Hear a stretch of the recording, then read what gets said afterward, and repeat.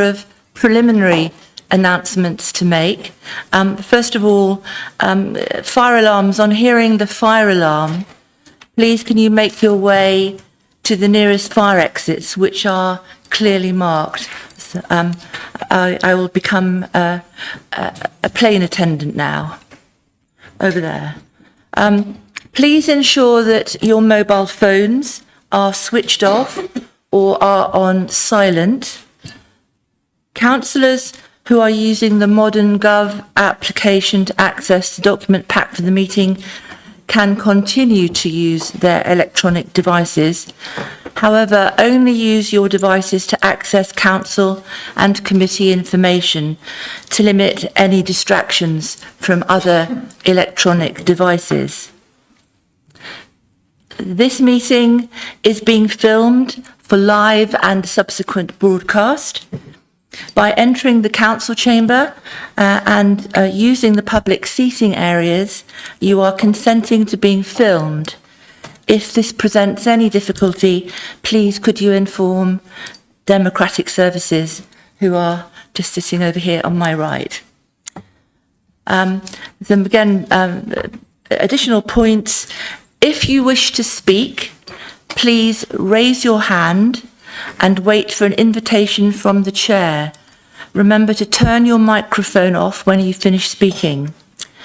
Please face the microphone when speaking and speak loudly, clearly, and ensure you are as close as possible to the microphone.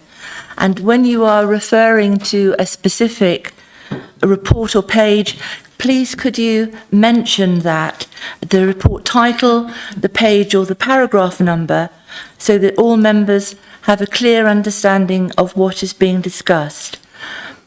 Could you, as members, remember to collect your post from the members' lounge at the close of the meeting if you've not already done so.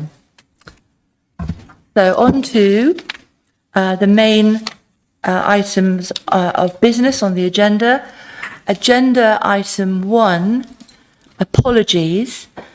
We have apologies for absence from Councillors Cohen, Cook, Fenton, Parker, Sargent, Prenter, Oldham and Oxley. Could you raise your hands if there's anybody else that needs to give apologies? Councillor Hoffman. I think Councillor Callanan also gave his apologies on holiday. Thank you. Right. Thank you. Is there anybody else? Thank you. Agenda item 2, declarations of interest. Please raise your hand if there are any declarations of interest. Councillor Canning. Yes, thank you, Chair. I have a declaration of interest in relation to the minutes related to the declaration of interest I had to put forward in the July meeting because of my employer is also in the resources and waste industry alongside Ubico. Thank you. On the minutes, please could you, agenda item 3, raise your hands if you are in support of the minutes and the exempt minutes from the meeting of the 17th of July 2025. Thank you. I think that's unanimous and I can now sign the minutes.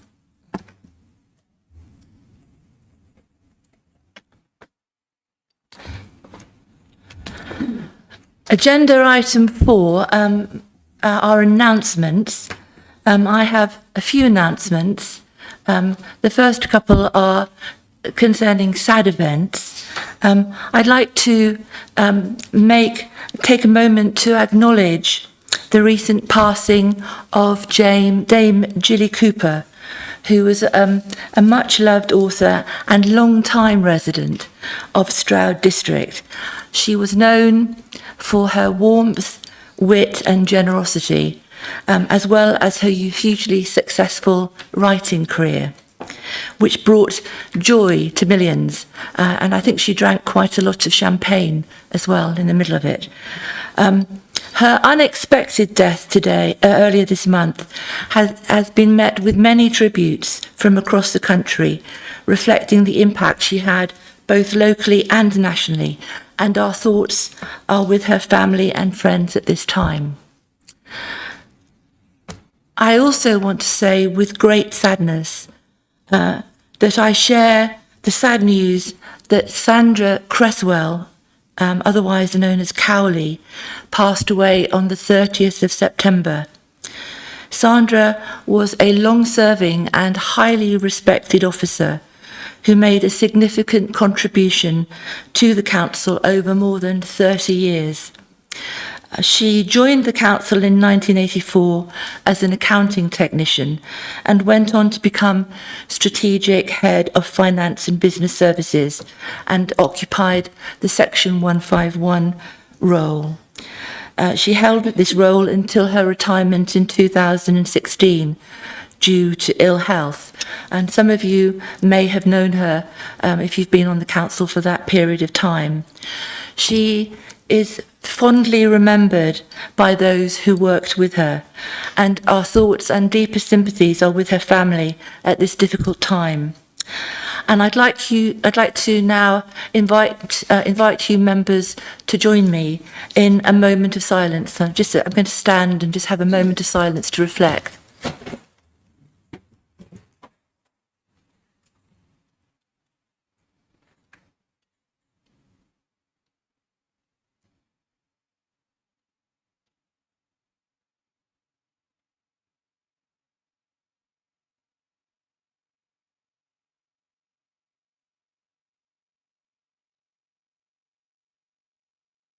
Thank you, members. To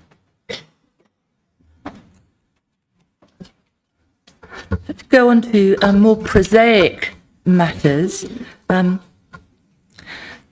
I remind you to complete the independent remuneration panel survey, which is reviewing members' allowances. The survey is an important part of the panel's review of members' allowances and will help them to better understand your time commitment and views. If you haven't yet had a chance to complete it, you will find a QR code on your desk to access the survey online. When I thought about that frightened me a bit, actually, QR codes, but I'm sure many of you know how to operate those. Alternatively, a small number of paper copies are available at the back of the chamber if you would prefer to complete it by hand. That would be me. The deadline is Sunday, the 26th of October. Also, as part of the Member Development Working Group's ongoing work on Civility in Public Life Action Plan, which was developed following the Civility in Public Life assessment, a small number of personal safety alarms are available at the back of the chamber for any members who might find those useful. These keychain style alarms emit a loud sound when activated, are intended to offer reassurance, particularly if you spend time working alone in your ward or would simply like an extra layer of personal security while carrying out your duties. And lastly, I would also like to encourage members to complete their mandatory prevent training as soon as possible. This is part of the government's counter-terrorism strategy and is a requirement for both members and officers.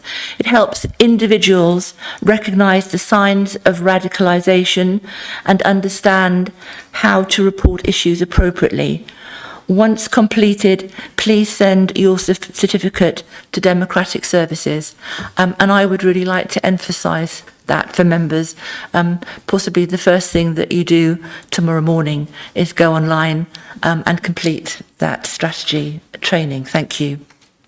Can I now invite the leader to make any announcements that she may have?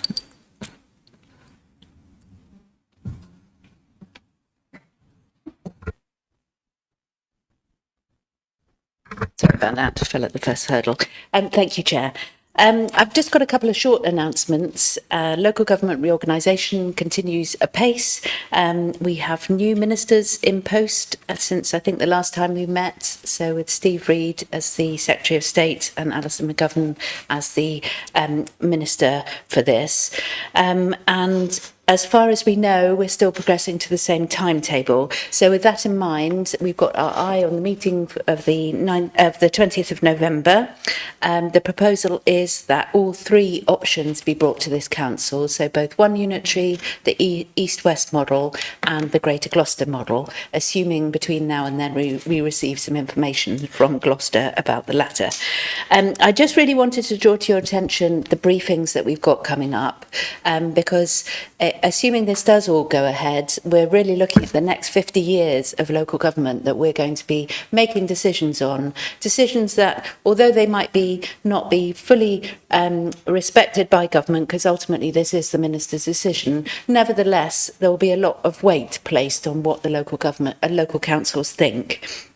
So there is a bit of a bewildering amount of briefings coming into our diaries, but I do think they're very important for members to be able to have a fully informed vote when we come to the 20th of November. So on the 27th of November, the first briefing will cover the vision and ambition, so the whole sort of scope of this process. It will cover the strategic regional authority layer, so the mayoral piece, and it will cover the options appraisal. That's quite an important comparison between the one unitary and the East-West model. Then on the next day, Tuesday the 28th, we've got the future operating model, democratic arrangements and the locality arrangements. So that's perhaps one of the most important pieces for members. How is this all going to work at the local level? And then on the Wednesday, we've got the financial case. So it's a chance to get stuck into the numbers that have been produced by PwC in conjunction with all the 151 officers across Gloucestershire. And then we've more recently heard that we've got an extra briefing on the 5th of November, which unfortunately clashes with what I will come on to in a minute, which is the Parish and Town Council Forum. But all of these will be recorded. And that fourth briefing is a chance for Gloucester to come to us and set out their stall for what the Greater Gloucester model is all about. So if you could do your best to either live or in recorded format absorb the information in those briefings, that would be really helpful in the run up to the 20th. Then coming on to that Parish and Town Council Forum, the details for that are on the hub. They've gone out by email as well to all of the parish clerks across the district, but in your capacity as visiting district councillor to the many parishes that you no doubt visit, if you could just reinforce, that would be super helpful if a representative at least from each parish could attend that forum, so that they have the opportunity to hear the latest on LGR, to ask their questions, and in particular to get stuck into that locality model, which realistically is where they will have well, our expectation is that they will have a part to play. Final thing to just say is that the workshops for Stroud funding concluded this evening, but the application window doesn't close until the 5th of November. So if you've got local projects in your area that are looking to apply this time, then do encourage them to get their applications in advance of that deadline. Thank you very much. Councillor Turner, can I just confirm the dates of those briefings? My understanding is that they're next week on the 27th, Tuesday the 28th and Wednesday the 29th of October. That's correct, Chair. And then the 5th of November is the Gloucester one, and it's also the same night as the Parish and Town Forum.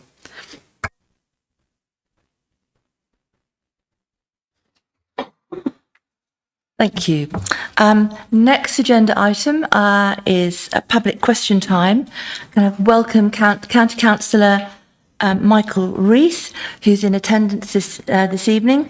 I think he has a question. Good. Thank you. Could I invite you, Councillor Rees, to ask your question, please? Thank you, Chair. My question regards the Palestinian flag flying up on the Ecotricity building. Does the SDC plan to do anything with regard to the very large Palestinian flag being flown on the front of the Ecotricity building, as it poses a risk of distracting drivers on a very busy and difficult to navigate section of road, as well as potentially causing division within the community due to the highly volatile Israel/Palestine situation? Thank you, Councillor Rees. I'm going to respond on behalf of the council. So the answer to your question is as follows.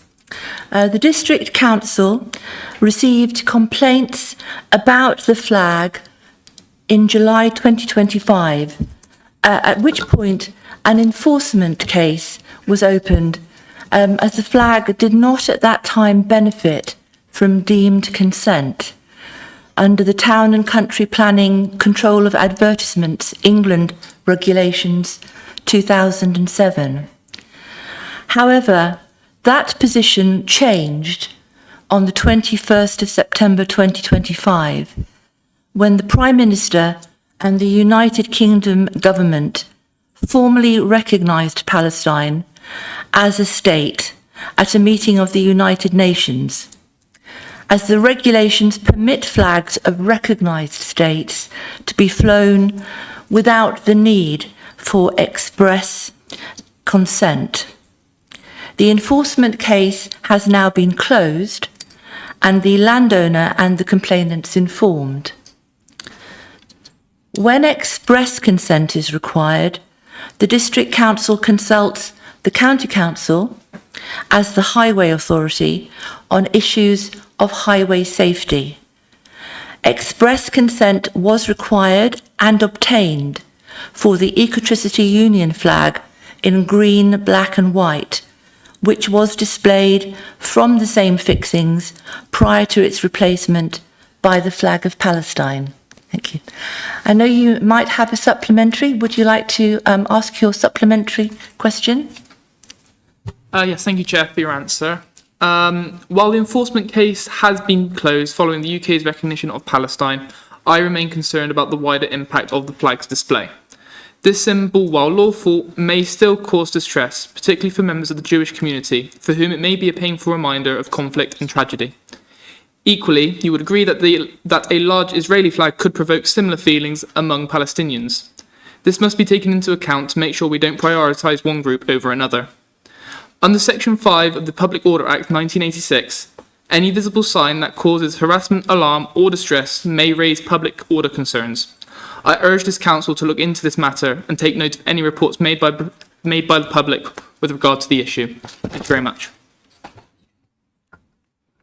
Thank you, Councillor Rees. I'm very happy to provide you with a further written response in respect of that second question, which will be made publicly available. Thank you very much for attending.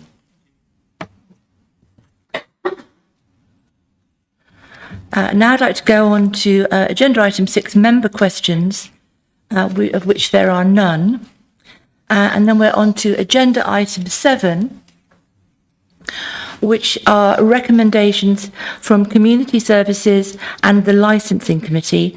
Agenda item 7A, Stroud District Council's policy under the Licensing Act 2003. This is to agree a final and recommend adoption by the council. And could I invite Councillor Martin Brown, who is chair of the Community Services and Licensing Committee, to present the report. Yes, thank you, Chair. So the Statement of Licensing Policy lays out the principles of the Council that the Council will apply when dealing with applications and licensing and licenses under the Licensing Act of 2003. Licensing Act covers sales of alcohol, regulated entertainment, for example, music, plays and films, and late night refreshment. We can ask about that one later.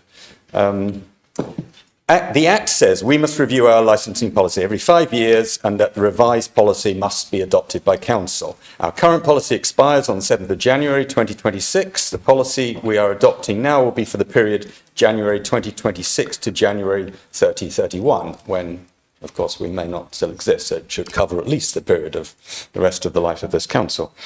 A first draft statement of licensing policy was approved by Community Services and Licensing Committee in June 2025. There weren't any major changes in the draft from the previous current policy, but it was brought up to date and included guidance on some, in particular, on the Ask for Angela policy and Martin's Law, both of which are included as matters to recommend to licensees because they cannot be made formal conditions on licenses, but they're strongly advisory.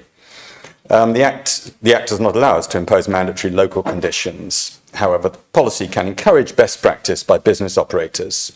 The policy is also for guidance for members sitting on licensing panels. I and some of my colleagues from Community Services and Licensing form those panels when there are representations against applications. Draft policy went out for public consultation between June 2025 and August 2025 to various statutory consultees and within the council. All comments on that consultation you can see in an appendix attached here, schedule of consultation, together with responses to them. One thing that was added in response to a request from Councillor Watson in particular on reduce, reuse and recycle. So that again is something we will encourage licensees, again cannot mandate, to reduce, reuse and recycle and avoid single-use materials as much as possible. So Community Services and Licensing agreed the final draft of the Statement of Licensing Policy at its September meeting, September 25th, and that final draft is attached as Appendix B to this report. And committee recommends that Council adopt the policy so it can be published and come into force from the 8th of January 2026. Thank you. Happy to take any questions. Can I invite any questions from members? Councillor Green.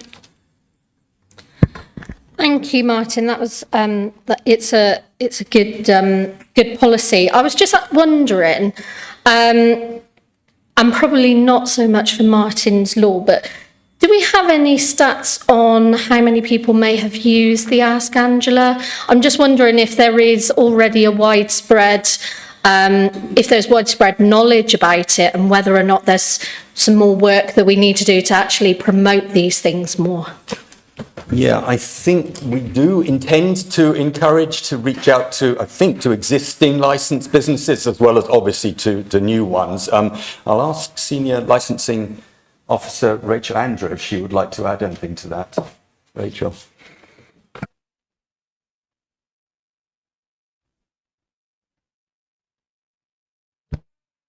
Thank you. Yes, thank you. We don't actually hold any data on how many premises operate Ask Angela.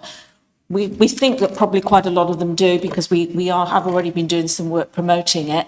But we have also got some work planned with my colleague Ange here sitting next to me, where we are going to try and do some work to get the message out there and make more contact with our licensed premises and really make sure that they take it on, but also they understand that it's not just a case of having the posters.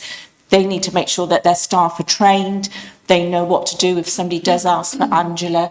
And obviously with a lot of these businesses, some of the staff are quite transient, so it's making sure that also that is an ongoing process and that as staff changeover, new staff coming in know what it's all about.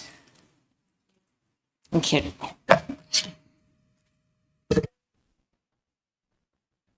Councillor Kitchen. Yeah, thank you, Chair. Just a quick one. It's on page 42, 1.19. It says that the council will work in partnership with other local authorities and the responsible authorities, statutory bodies and agencies. I've become aware that town councils aren't considered responsible authorities in the legislation. So there's no legal requirement to notify them of new applications being submitted. However, I've been assured that the council does send out an email out of courtesy, which is great. I was just wondering if, or what the reason is why ward councillors aren't notified out of courtesy also. Thank you. Thank you. Can I ask Rachel again if she has any response to that? Thank you, and it's a really good question. The Act itself prescribes exactly who our responsible authorities are, and it lays out the procedure quite tightly of what we have to do. Ward councillors and town and parish councils are not included. They can make representations because any of the responsible authorities plus any other person, so that can be residents, town, parish councils, anybody can make a representation about an application, but you're not classed in the legislation as a responsible authority.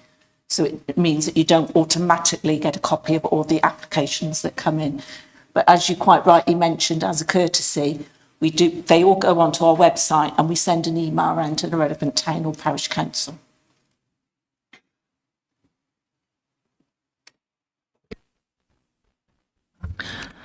Councillor Hoffman. Thank you. Yes, I've just a question on the consultation process, and I wondered whether people like Stroud Night Angels were included in the consultation, because I didn't see any comments from them. It'd be interesting to know what they felt about some of the changes. I don't know whether they were specifically asked, but I will again ask Rachel Andrew if you can tell us. I don't know whether they were individually, but we did consult with the Stroud Community Safety Partnership, and the Night Angels are part of that, and licensing are part of that partnership as well. So we go to the meetings and we liaise with them. So that, yeah, they were aware of it. Thank you. I'm looking for any other questions. I can't see any other questions. So can I read out the decision that you're going to be asked to make this evening? Council resolves to adopt the Statement of Licensing Policy for the period January 2026 to January 2031, which is contained in Appendix B. Councillor Martin Brown is proposing, and I think, is it Councillor Ian Hamilton who's going to second? Do you wish to speak now, seconder, or reserve your right? And depending on your answer, I'm going to ask Councillor Martin Brown to propose. I will reserve. Thank you, Chair. Thank you. Councillor Brown, do you want to formally propose? Yes, I'm pleased to propose that we adopt this policy. Can I open it up for debate? Does anybody wish to make a contribution? Councillor Dutton? Thank you, Chair. I commend committee members and officers for the updates to this plan. I think it's a great policy. Very pleased to see that the council is strengthening the recommendations for the Ask for Angela scheme, which nationally has been seen to sort of help thousands of people get out of difficult situations and dangerous situations. So it's hoped that it will encourage more consistent take-up of the training. As you say, Councillor Brown has said, it's not mandatory, but it will encourage it. And so it's important that the venue staff recognise it, they know what it is, why it's important, and what to do to maximise its effectiveness, because we want the venues within our communities to be a safe space for everybody without fear of harassment or intimidation. So I think awareness of this is a good thing, and it should be encouraged as some of the basic responsibilities for venue holders. Thank you. Anybody else wish to speak? Councillor Hamilton, do you wish to say something? Yes, please. Thank you, Chair. So I would just first of all like to thank Rachel and her team for what I think has been a really thorough review and consultation process, resulting in a very good document that I think achieves three really important things. First of all, it helps to support the nighttime economy across our district. It also does that in a way that reinforces safety of the nighttime activities and reinforces the responsibilities of the licence holders.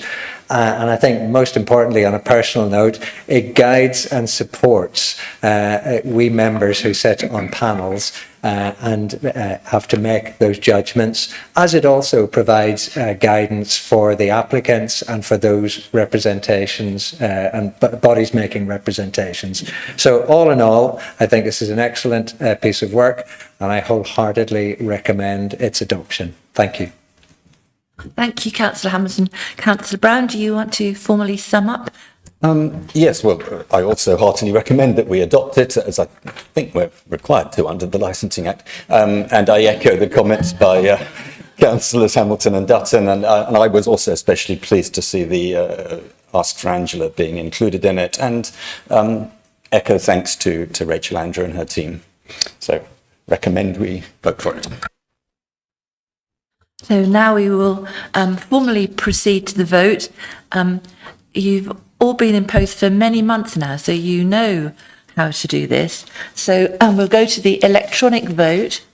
1 for yes, 2 for no, and 3 for abstain.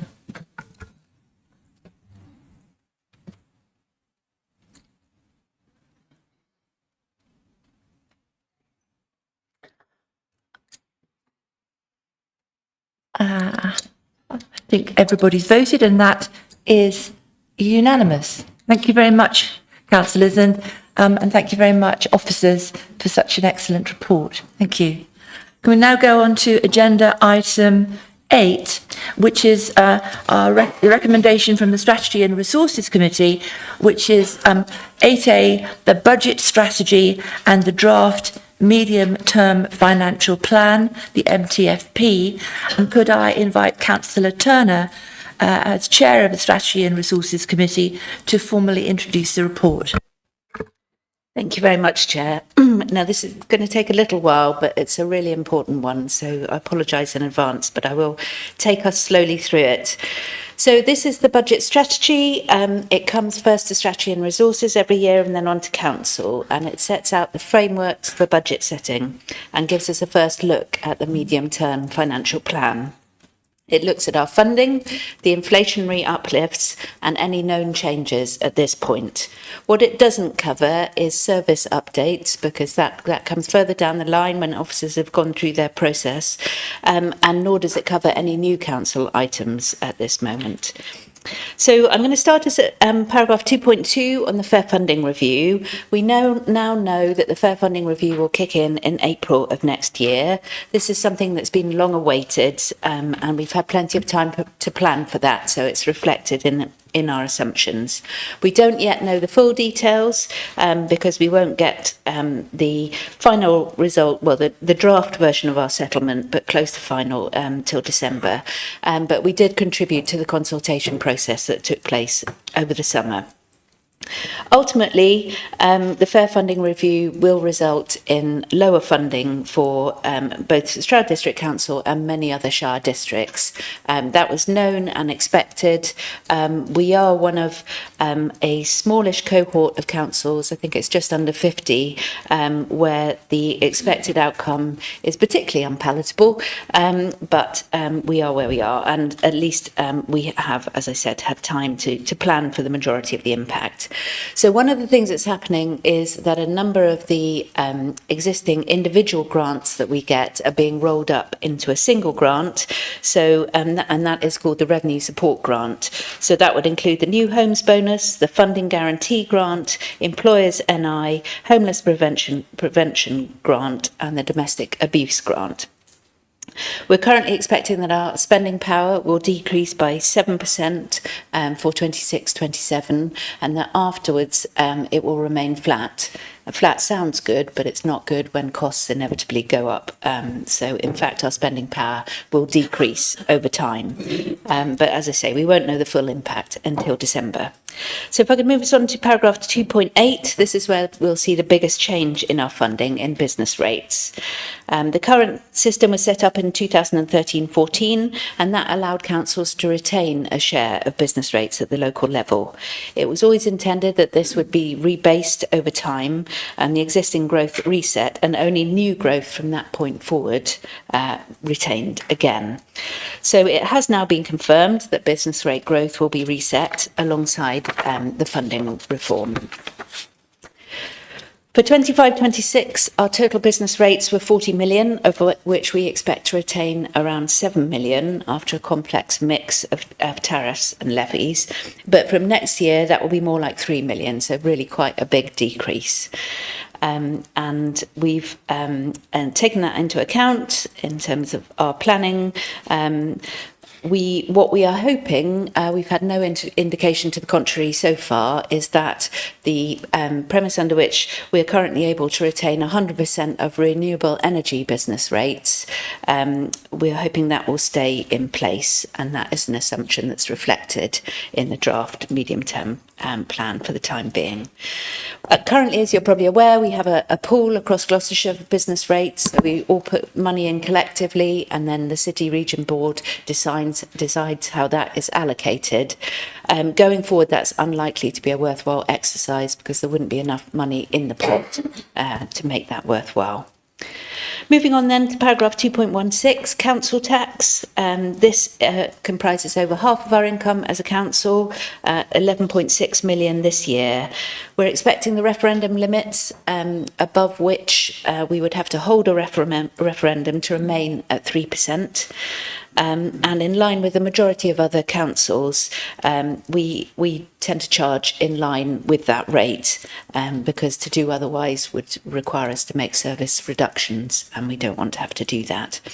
So a 2.99% increase, which we're proposing, would mean a Band D charge of £250.35 per year, and an increase of £7.27 per annum, or 14 pence per week.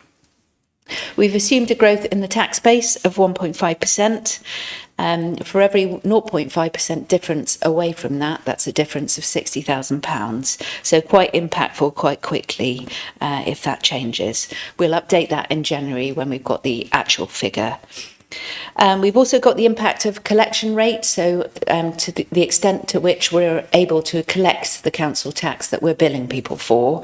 Historically, we've done very well at that, but that went downhill, as did everybody else's in COVID, and hasn't come back up quite to the same level. And again, that's reflected elsewhere as well. Once again, we'll review that in January when we've got the actual figures. Finally, on this piece, the council tax support scheme. So currently we have a 100% council tax support scheme for those in need. That's something that historically this council have been very keen to support, and certainly as an administration we remain very keen to support. That will come to S&R in January and then council in February.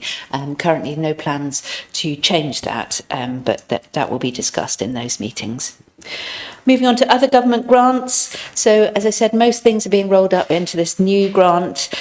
One new item is the extended producer responsibility grant, and that's expected to continue separately. That's for the disposal and recycling of packaging. That's how it's being used currently in this council as part of the overall recycling service.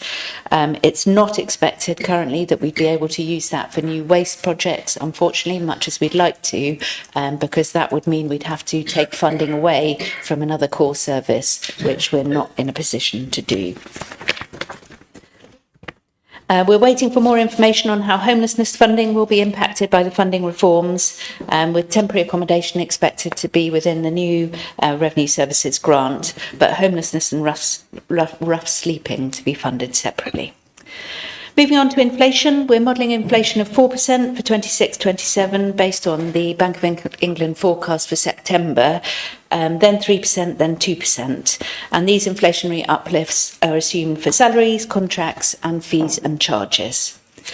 The adjustment for salaries in 25-26 is to 3.2%, up from 2.5% in the base budget, and an increase of £109,000, which will be funded from reserves. There's a bit in section 4 on the earmarks reserved. I'll come back to that in a minute. So moving on then to the draft medium-term financial plan, which is included in Appendix A on page 143. The top section sets out the service expenditure, including inflationary uplifts. And then we've also got the budget adjustments at Appendix B. The only change to this is the removal of the unidentified modernisation savings of £500,000 over the next couple of years. We're not progressing with that programme. We've made a lot of progress to date, but what we need to be thinking about now is how we adapt to and move towards local government reorganisation. So this comes down to the revised budget line showing what we're budgeted to spend. Next up is the funding section. That shows the big drop in business rates income that we're expecting. It shows the extended producer responsibility grant and then the other new revenue services grant.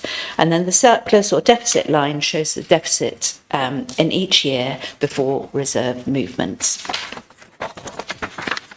I'm getting there. It's worth noting this is broadly in line with the previous medium-term financial plan, so no significant changes there. In terms of reserves, the main earmark reserves we have are the business rate reserve, currently at 4.3 million, and the equalisation reserve at 7 million. These have been built up over past years, knowing that the Fair Funding Review was on the way at some point. It was first expected back in 2018. And that's given us the chance to make measured decisions, and it will give us the chance to adapt over the next few years, as in particular that equalisation reserve unwinds and gives us time to make savings. We've got a new item, 1.5 million, which is an estimate of local government reorganisation costs. That is based on looking at what other councils across the country have done where they've gone through unitarisation, but that will be the subject of negotiation with the county council and the other districts as we go forward, with the county likely to pick up the lion's share, reflecting the fact that its budget is many, many times ours. And so the final part is the equalisation reserve, which I just mentioned. You'll see now that in the final year of the medium-term financial plan, because of the Fair Funding Review and also local government with the new provision we've had to put in, we need to make savings of around 4 to 5 million by that final year and over the next 3 years. So while local government reorganisation does change things, it does introduce new challenges. Ultimately, the funding that SDC receives will be the funding that goes into the new reorganisation. So we can't shut our eyes to it and say, you know, we're not going to worry about that. And we can't, unfortunately, spend all the reserves because we need to be mindful of the new organisation. And that is a requirement that's been made very clear from government, even if it wasn't clear to us anyway. So a vesting day of the 1st of April 2028 is currently planned for the new authority, and I think by virtue of the fact we've got new ministers, they've been very quiet, it'd be fair to say. There's not been any comments since they took over about the timetable for the non-priority programme councils like ourselves. So we're mindful of that, mindful of the fact there could be slippage, and we will start to do some twin track planning. So planning for that announced vesting date in 2028, but also planning for if that slips, and how we have to adapt with savings within this council as opposed to in the new authority. And as I've mentioned before, our strong reserves position does give us time to prioritise and to look at how we want to do that. Just to reiterate that the statements that have come out from government make it very clear that we are not allowed to do anything that would compromise the financial sustainability of the new council. And that was set out in a statement from Jim McMahon as then Minister. In time, we will also receive something called a Section 24 notice, which is the piece of the statutory notice that says that exactly what we are allowed and not allowed to do as an authority that's been identified for devolution. It will restrict any disposals over a certain quantum, and it will restrict us from entering into contracts of a certain size as well. We can expect our statutory officers, so in particular Lucy Clothier as our Section 1 officer, 151 officer, but also our chief executive and our monitoring officer to become increasingly bad cop as we go forward, and to make sure that we are doing what we have to do under that Section 24 notice. So it's not their fault, it's just the role that they have to take in this process. And that could include in finding a balance in preparing for services to transfer to the new council and being able to deliver items in the council plan. That could also include looking at potential services or assets that could be delivered by other authorities, including parish and town councils. And that's the sort of thing that we will start having conversations about increasingly going forward. And as I mentioned earlier, we've got that forum coming up on the 5th of November, and I'd anticipate that we will get questions start to come forward there and in future about that sort of thing. So we set out in the report about the fact that as part of the budget setting process, there will be a review of all earmarked reserves. And I know that Lucy has started that process already. Where possible, we'll be freeing up reserves and looking at council plan priorities to see what we can fund, what we need to bring forward, what we want to prioritise as a council. But that is predicated on us being able to set a balanced budget for the period of the medium-term financial plan, and because that is a requirement of us as a council. So ultimately, we need to work towards balancing that core position, delivering priorities and reducing the funding gap. As a council, we planned for this over many years, so we're in the best place possible to move forward, but it is going to require some difficult decisions, and I expect increased debate around the financial position of the council, and it's helpful that we've got a motion coming forward later tonight to talk about the visibility and transparency of financial information for councillors, because I think we all need to spend a bit more time looking at the numbers. I love numbers because I'm an accountant, appreciate not everybody does, but we want to make sure that members are as well informed as possible so that we can make these tough decisions together over the coming months and years. So I'd like to recommend this report to everyone tonight. Thank you. Thank you, Councillor Turner, for that really helpful and comprehensive introduction to this report. And on that basis, can I invite any questions? Well, I think that says a lot. I beg your pardon. Oh, Councillor Robinson. Sorry, Chair. Thank you very much, Chloe. It's very informative, as the Chair said. I just wonder where, on Appendix A, I can't see anything about, and it doesn't come in yet, but where is the empty and second homes, bonus come in on our, on Appendix A, the main that we get from that, please? Thank you, Councillor Robinson. I might refer that to Lucy, if that's all right. Thanks. Thank you. I can confirm that the second homes council tax payments are included within the council tax line. Oh, right. So it's...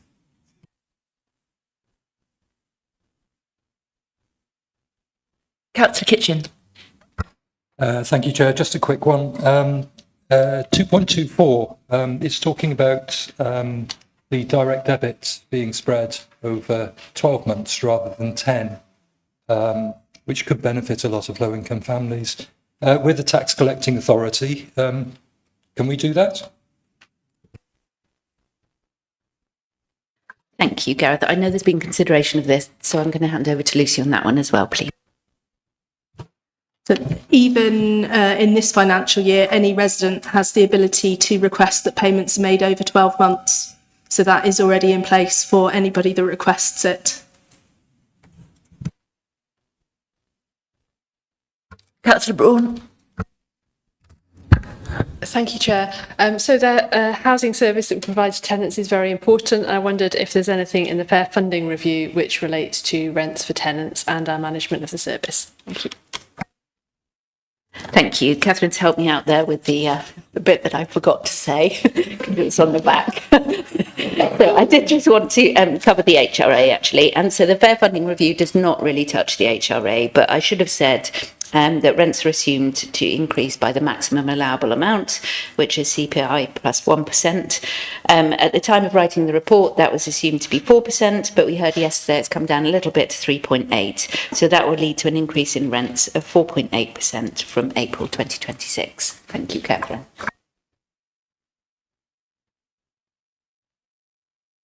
Councillor Alexander. Sorry, Councillor Kennedy. Just thinking about the medium and long-term financial prospects for the council, particularly in the context of local government reorganisation. There's obviously £1.5 million been put into reserve to prepare for that. There's also some efficiency savings that were planned that we've had to roll back on now because there's a priority on LGR rather than making those savings. Have we identified in our ongoing work preparing for LGR any savings that would be expected kind of on vesting day, or is this just something that is currently going to cost us and the council taxpayers a lot of money? Thank you. I mean, I'll say what I have understood from the meeting so far. So the first thing to say is the bulk of the work that's been done on LGR so far has been about creating the business case to send to Minister on the 28th of November. So it has not really been at the granular level that we would need to look at savings. However, the work in transition has started and will pick up from this point on, looking at, for example, savings around aggregation of services or around how disaggregation can be done in a way that minimises cost. But I think from research that's come out from the District Council Network and the recent BBC report, there does seem to be very little evidence that points to unitarisation saving costs. And certainly what I have seen so far reflects an extremely sizable cost of the process. I think I heard the other day the County Council expect the overall cost to be in the region of £50 million, which is unfunded by government. But yes, I don't know whether Lucy has any reflections from being part of the process as 151, or Cathy. Yeah, thanks. Thank you very much, Leader. I think you gave a very good account there. Just to say, Councillor Kennedy, that the discussions so far have been very much about modelling what the shadow councils are going to need to decide. So most of the modelling at the moment is about transferring existing services into new council, because there isn't an awful lot of opportunity to do very much more with them as a county-wide or as two unitaries, depending on which way the government decides that we will go. So the difficult decisions around transformation are going to be the responsibility, by and large, of the new councils. So we're doing what we can at the moment. I think you probably know that in our corporate policy and governance team, we have a business efficiency unit, we are driving change and transformation all the time through that. However, because we've had to switch and look at local government reorganisation on that wider scale, working with neighbouring authorities, we kind of need to start looking outside rather than so much inside. But we still do have a programme of process change, which is expected to drive some efficiencies. And if we have to survive a little bit longer than the timetable currently suggests, we probably are going to need to invoke some of those big time, as I think you'll probably appreciate from the figures. But just to say that most of the difficult decisions around that kind of transformation and change will be for the new councils, probably not so much for us now.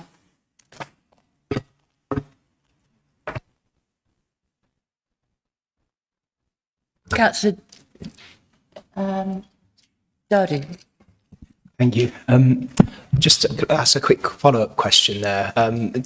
Is there any implication of where the debt, or in previous instances of unitarisation, is the debt inherited by the new authority, or are those expenses taken by the Treasury nationally? Thank you. Thanks, Freda. The whole of the financial position of all the legacy councils is just sucked up into the unitary. So it will inherit both any existing debt of this or any other authority, plus the costs and any debt that results from that. It's my understanding, unless anyone else. Yeah, thanks. Not seeing any other questions.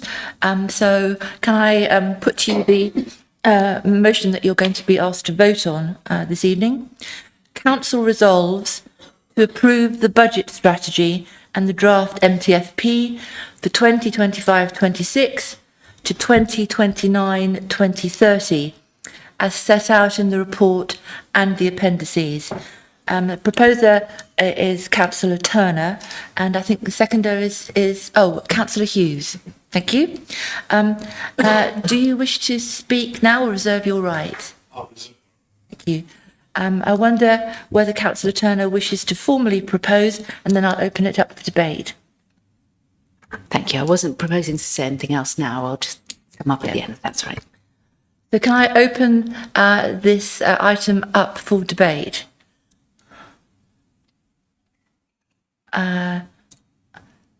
Councillor Baxendale.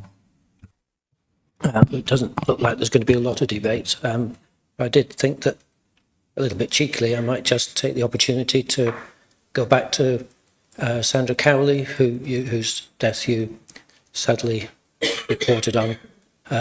Probably one of, possibly the only member here who worked with her when I did my stint on audit and standards, which I thoroughly enjoyed. Just to say that we owe Sandra a massive debt financially. She pushed to build up our capital reserves over a number of years to quite a high level. And if she hadn't done that, a lot of the last few years we would have been in a much worse state financially than we've been. We've actually been very lucky that she had the foresight to do that, that she recognised the way local authority finance was going under the government at the time. So I just thought if there wasn't going to be a lot of debate, I would just take the opportunity to say thank you, Sandra. You really did us a favour with the way you built those reserves up. Thank you, Councillor. Councillor Watson. I'd just like to applaud our council leader on her diplomacy on presenting this frankly appalling situation over which we have so little control. Local government reorganisation, as they politely call devolution, which obviously it isn't, was imposed on us against our will, to all of our detriment from everything I've seen so far, with no financial support and a ridiculous budgetary allocation we've had to make. This combined unfairer funding settlement and business rates hit is far from what I expected after the political changes at national government level. Speaking as Environment Committee Vice Chair, the new EPR that was mentioned, it's from private sector and was supposed to be used to invest in improved material management in this situation of a circular economy that is currently what we need to move to. Using it to make up for the shortfall is the ultimate kick in the teeth from when the suite of changes was first consulted on prior to the pandemic. Words like savings and economies are used to hide the harsh reality of no choice to us beyond service cuts. This is not what I stood as a district councillor to implement. I'm disgusted with the national impositions this places on us at a district level, so I will be abstaining from the vote as the only option left in my gift. This is not in any way a reflection on my councillor colleagues or council staff who are doing quite remarkable things in what is an untenable situation. Thank you, Councillor. Councillor Ryder. Yeah, I haven't prepared anything on this, but I feel like I must speak, and I might be in the minority. I think Councillor Watson would mirror a lot of the my views on the matter in terms of this untenable situation.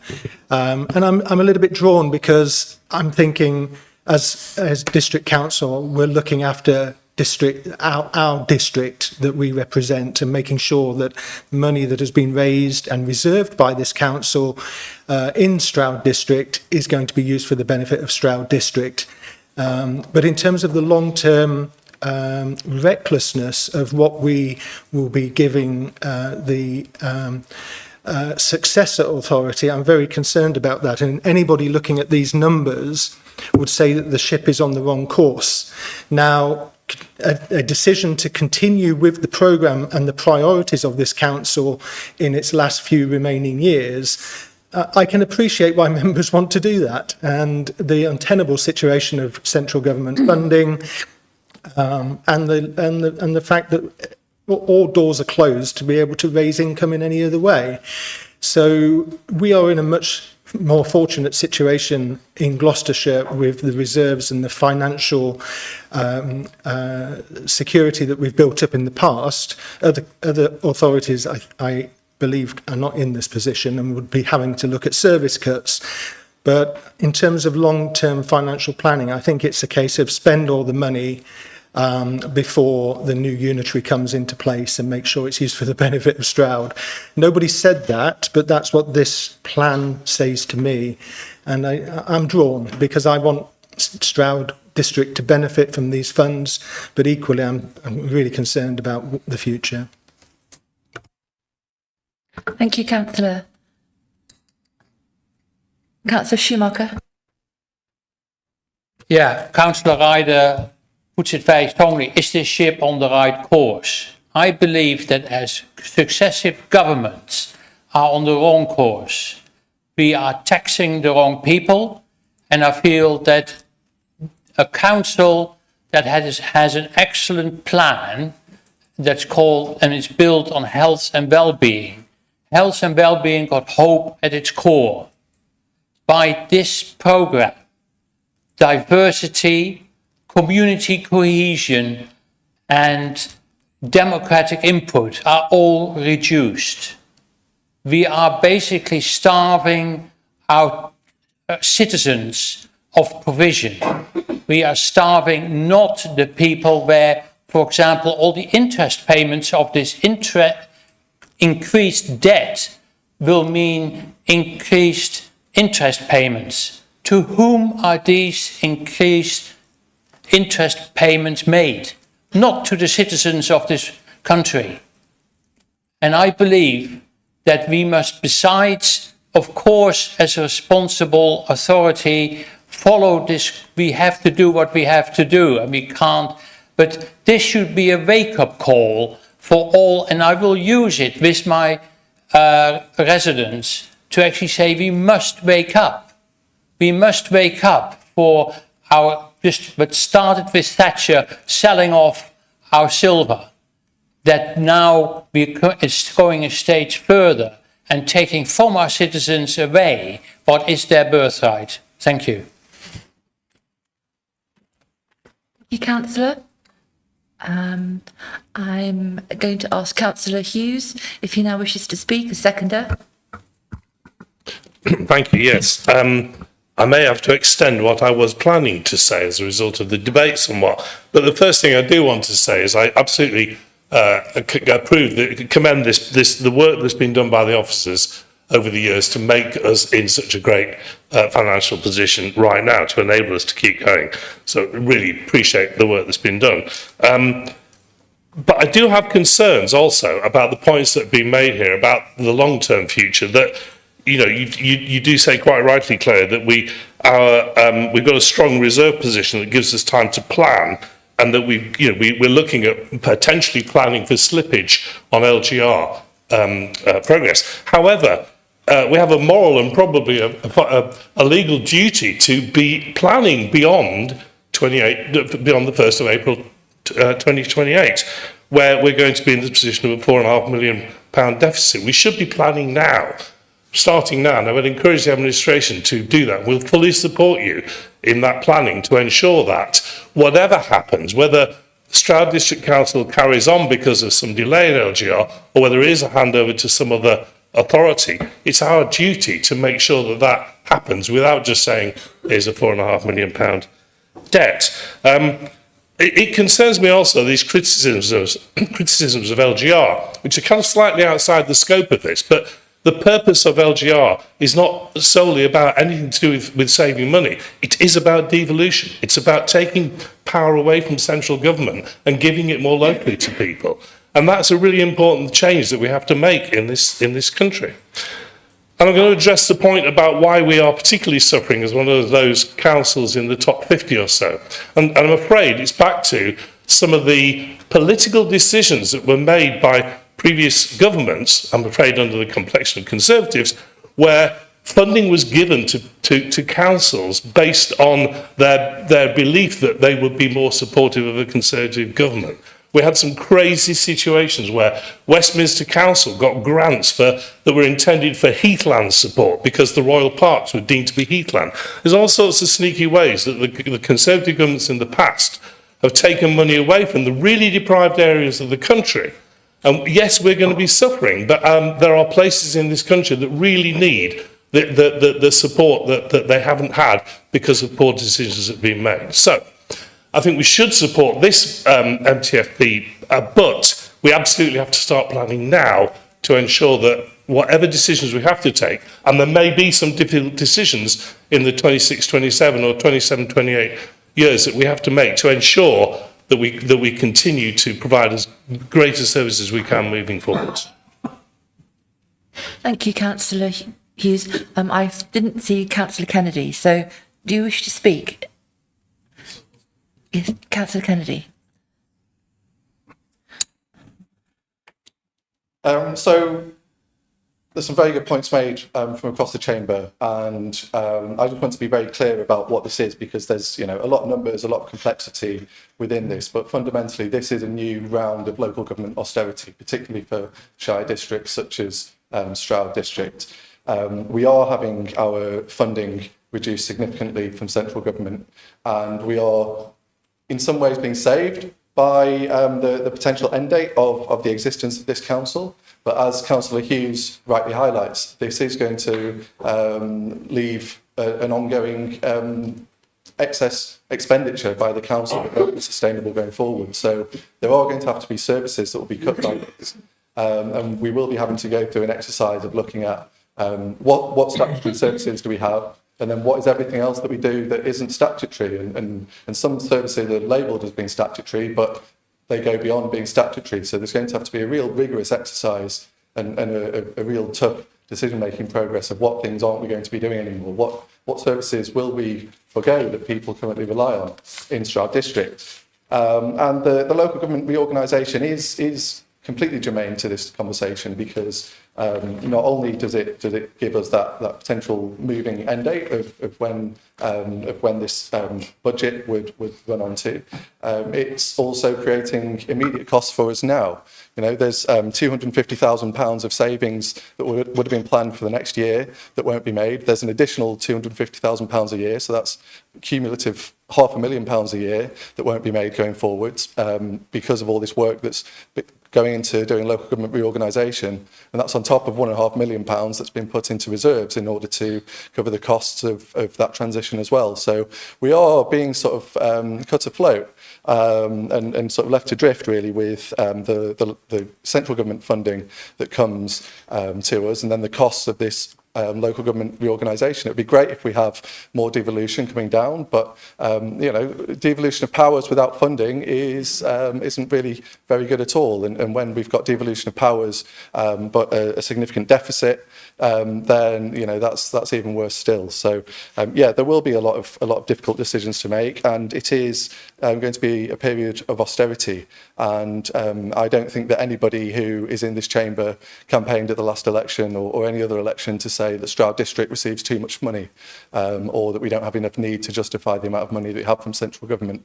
It's a horrible position to be in, and I think it's going to be very tough over the coming years. Councillor Canning and Councillor Hughes and Councillor Hoffman. So Councillor Canning, Councillor Hughes, then Councillor. Certainly may. Yes. I'm just questioning the process here, because my understanding was that once the seconder has summed up, that was the end of the debate. Am I wrong in that? Just double check with the monitoring officer. It partly was my error, because I looked around the room and I thought there were no other speakers, which is why I called on Councillor Hughes and then saw other speakers. So it was in normal circumstances I would definitely operate on that basis. But I'm also mindful that this is such an important agenda item. I wouldn't want to restrict if people do have have points to make. And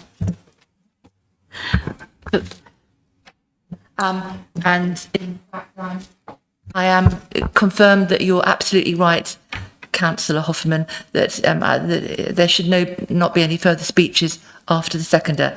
And I hope that you would forgive my error, which was in good faith, really. So Absolutely, Chair, I do forgive that error, of course. But you've opened up the debate again, and the seconder doesn't have the right to reply. No. So I think I would like to see the debate at an end. very content to do that. I'm going to ask the proposer to formally sum up. Thank you. Thank you, Chair. Yeah, I mean, just to thank you for your comments, Bob. Very useful. We're required to plan over the medium-term plan period, and that's what we'll do. We're being assured by government, you know, the latest communication that we did receive double down on, you know, the timetable for the non-priority programme. So we do have to take that in good faith, but we'd be silly not to have half an eye on the future. So I think it's fair to start our twin track planning. I don't think we need yet to start deliberately making savings in view of a cliff that comes in, you know, after and anything that happens after the medium term period, because we can wait and see how things develop over the next few months. We will see Surrey's decision come through. We must see at some point some comment from the new ministers. So it feels too early for me to be changing our plans. But I take your point that if we do get a real sense that slippage is likely, that we will need to adapt to that.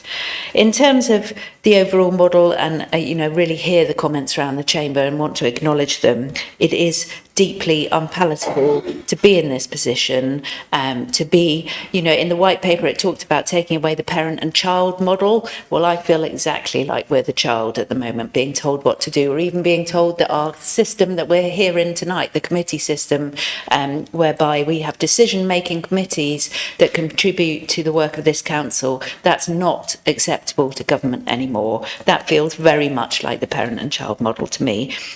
And which of our non-statutory services would we want to cut if Strauss has too much money? Would it be our natural flood management programme, our community hubs, our dog wardens, our community officers? These are all things that are absolutely fundamental to and valued by enormously our communities in Stroud. And these are the kind of things that would, we would no longer be able to justify if we were cut to the bone and could only provide statutory services. So it's a very worrying position to be in, and incredibly frustrating that government, which promised to be a champion for local government, has put us into this position.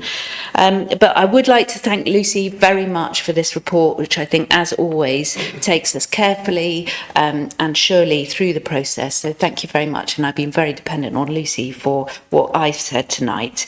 I'd also just like, because the other bit that I forgot to cover is what happens tonight. What happens next after tonight. So assuming that the vote goes ahead, the budget setting process happens. That's officers putting forward their recommendations and those being considered by SLT.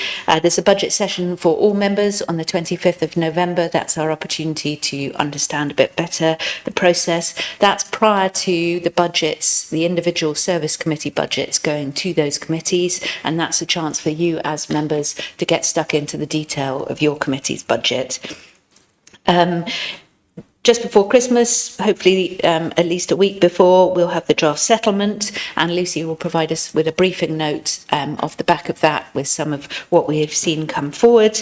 And then in January, we will have the budget go to Strategy and Resources Committee, and then finally to full council in February with a member briefing a few days before that. So I'd like to commend this report to you tonight, and thank you very much. Thank you, Councillor Turner. Can we now move to the vote? Press 1 in support, yes, 2 for no, and 3 for abstain.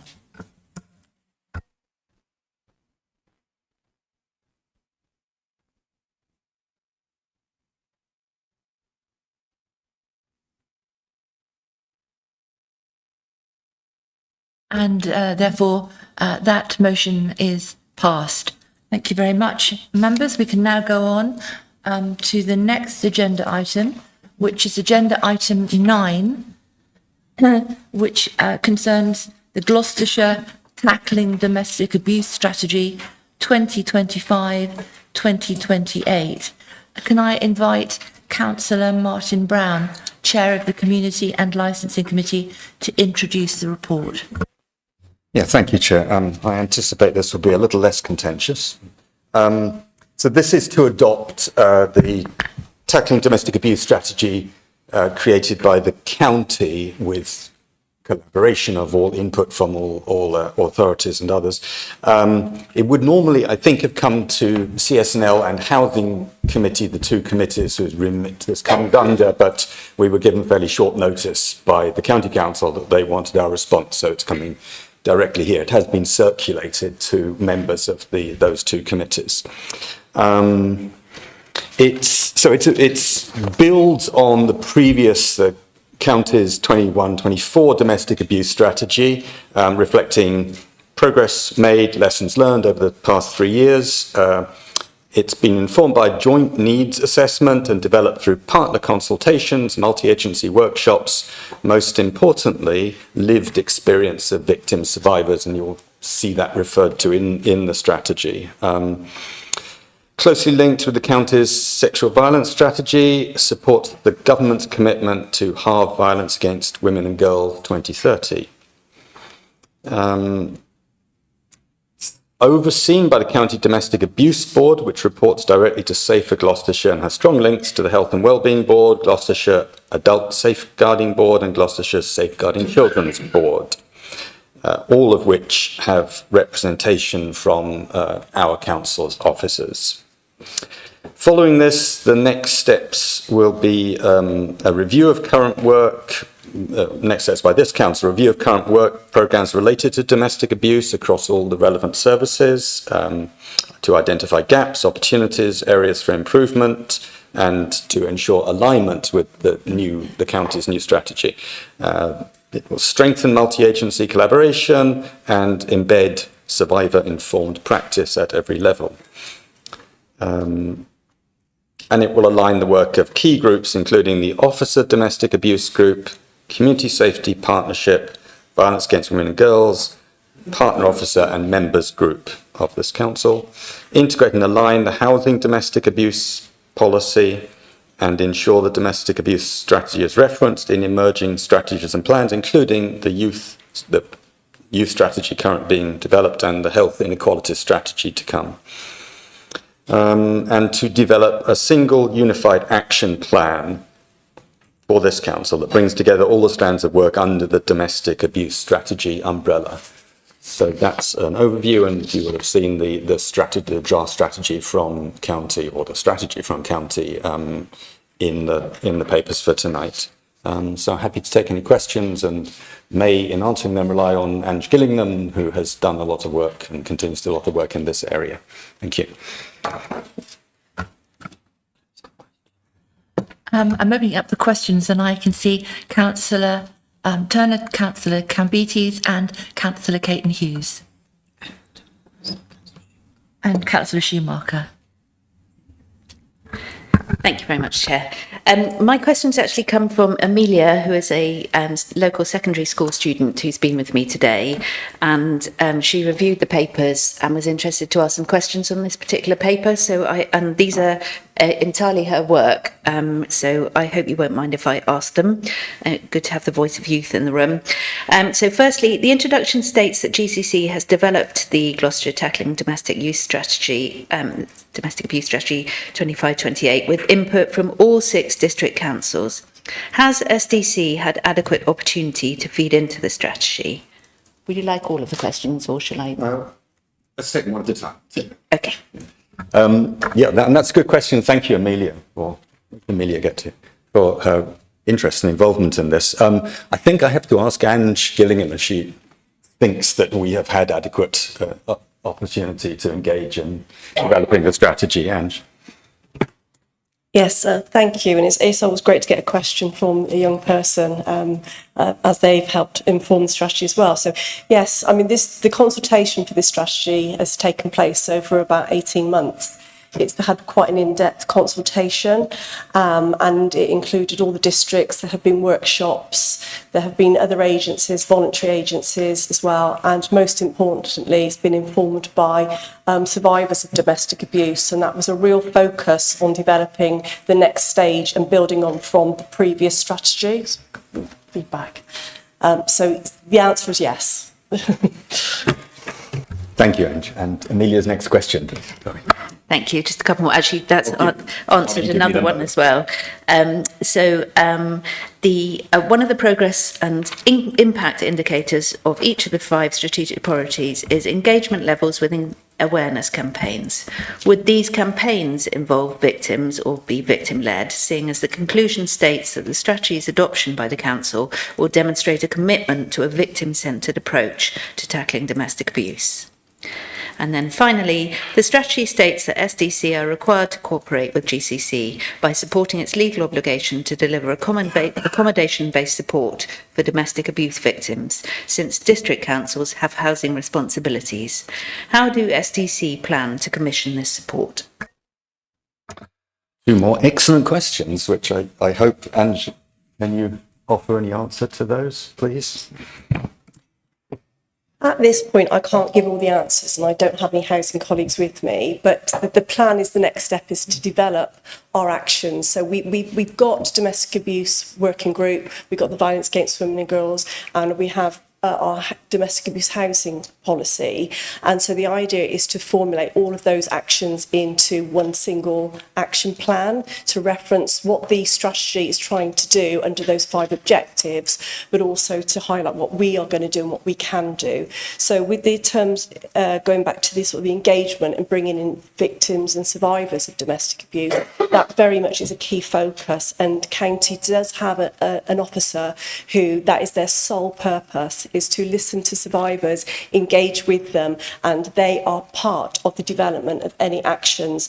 And that officer comes to our Violence Against Women and Girls working group as well. So we have a very sort of strong partnership through that way. So that is something that we will be doing.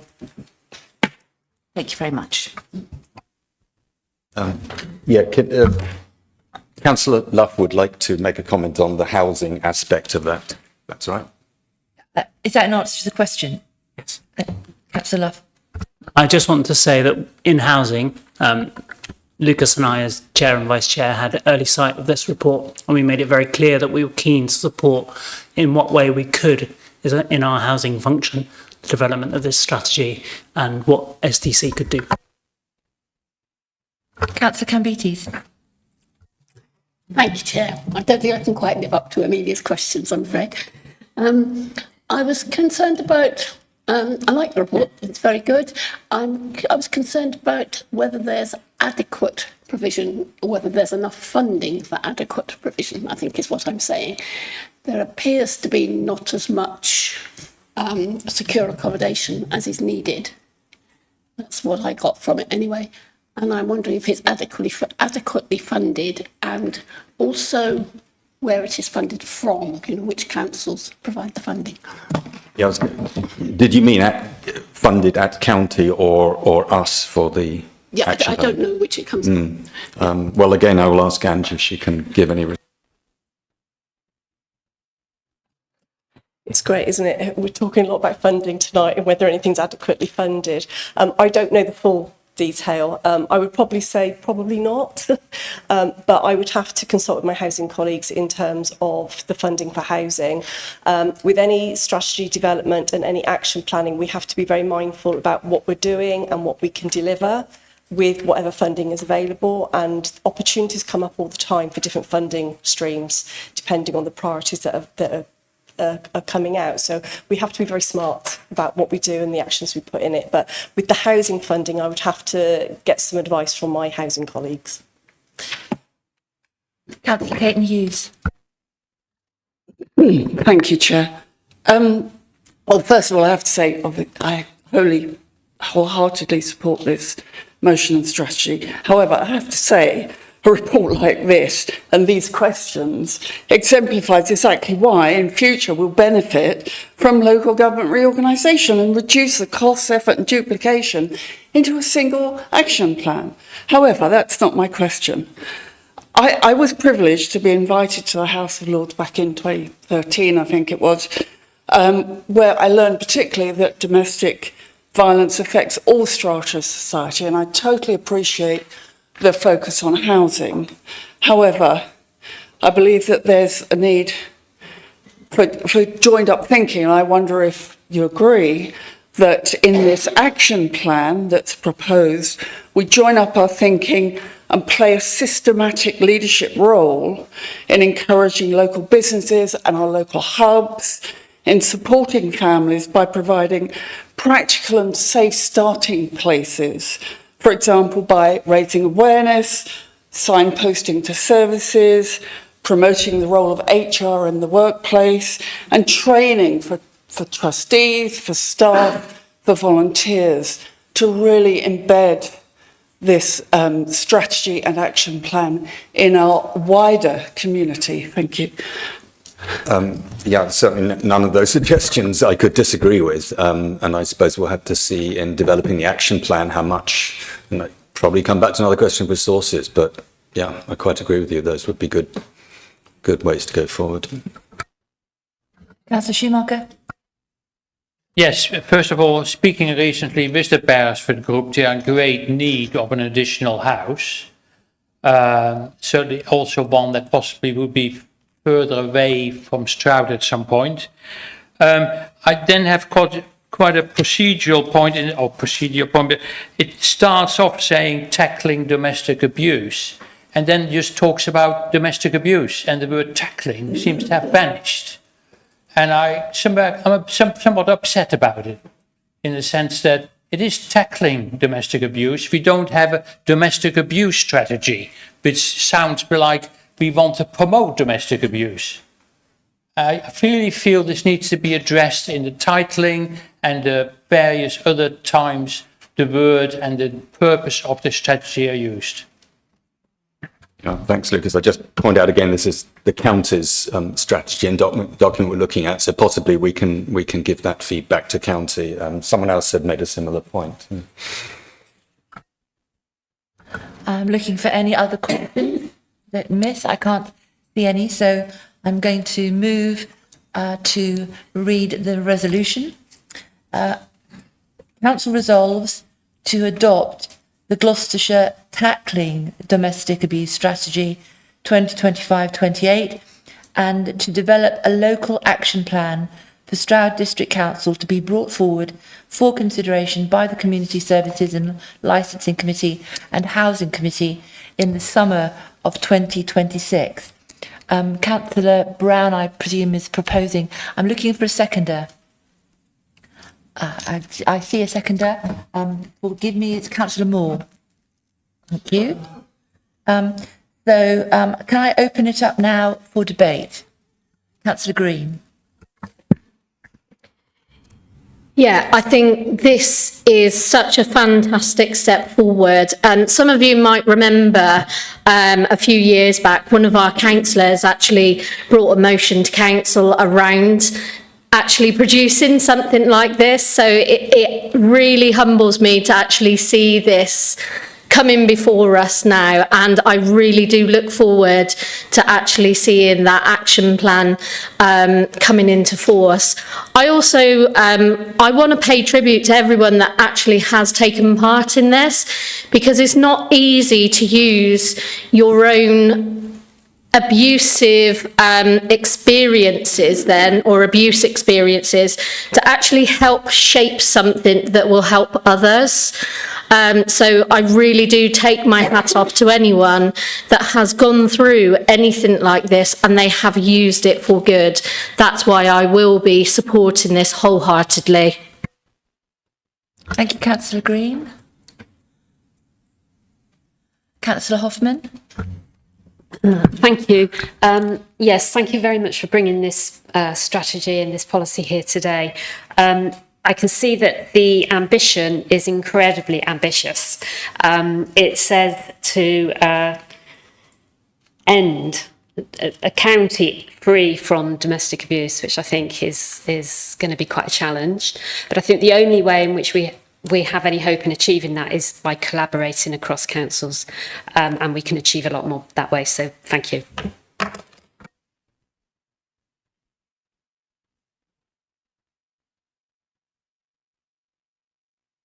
Councillor Stanley. I just wanted to pick up there and say something about how much can be done by people who have a real vision for this. It is an ambitious vision.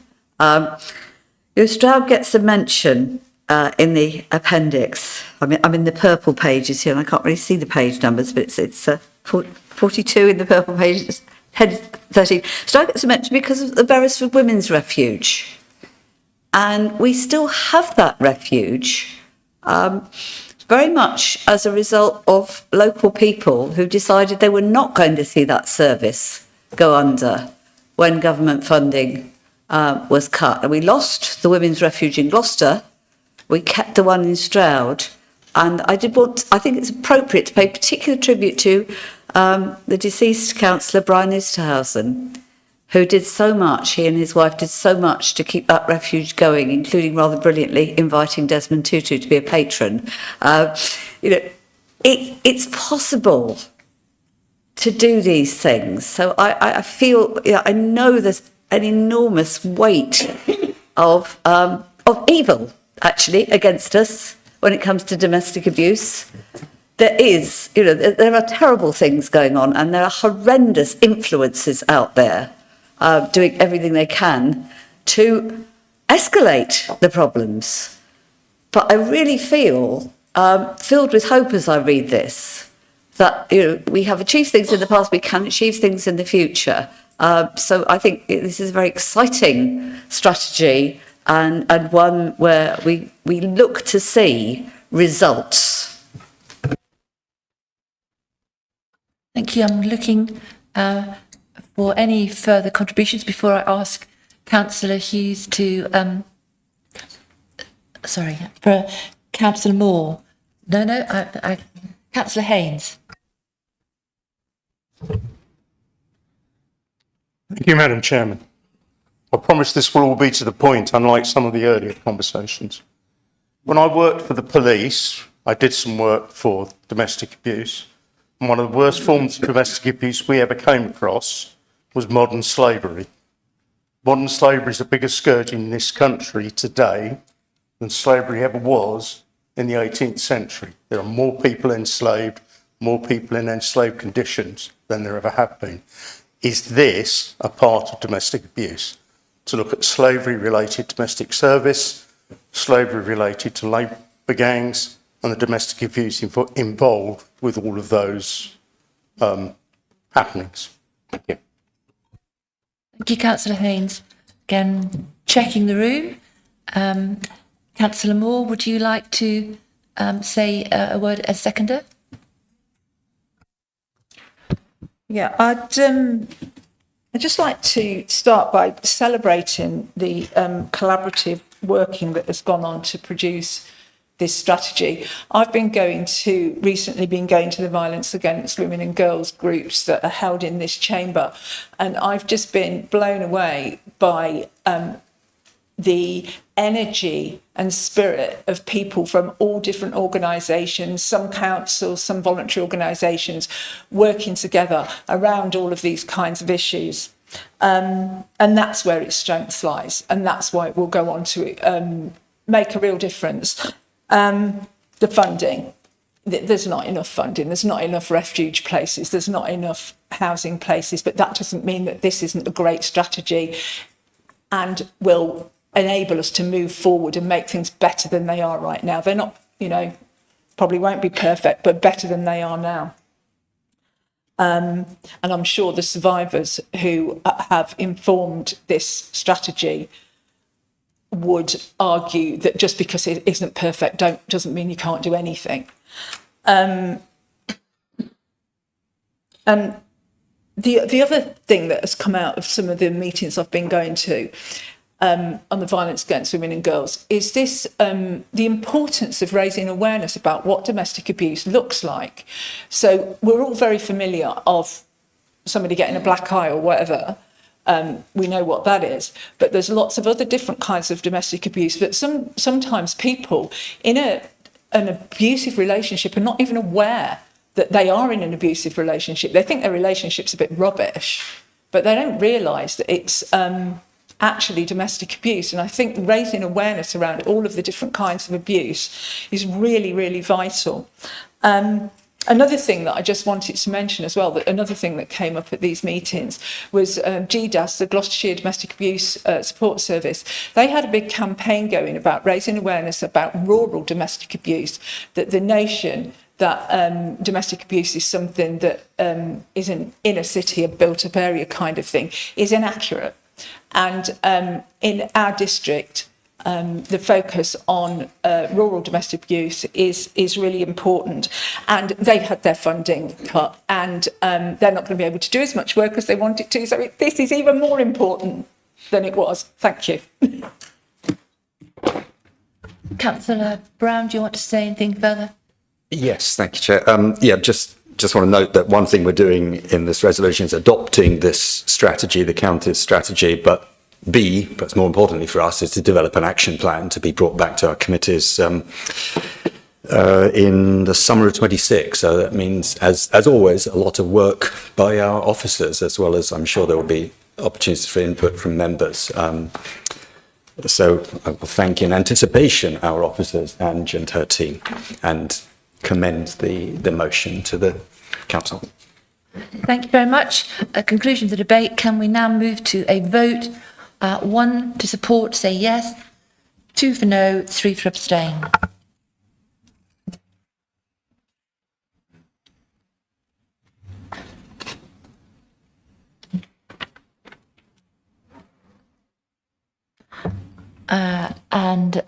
It looks like unanimous support for an excellent report. Thank you very much, members. We are now at the 1.5 hours pinch point. So I'm going to invite you to indicate whether you wish to have a short break before we go on to the final part of the agenda. Could I see that by an expression of hands? All those in favour who wish to continue, could you put your hands up? Unanimously, almost. Just in case, is anybody who wishes not to continue? Good. So we will continue to the next item on the agenda, which is item 10, which are updates to the Constitution.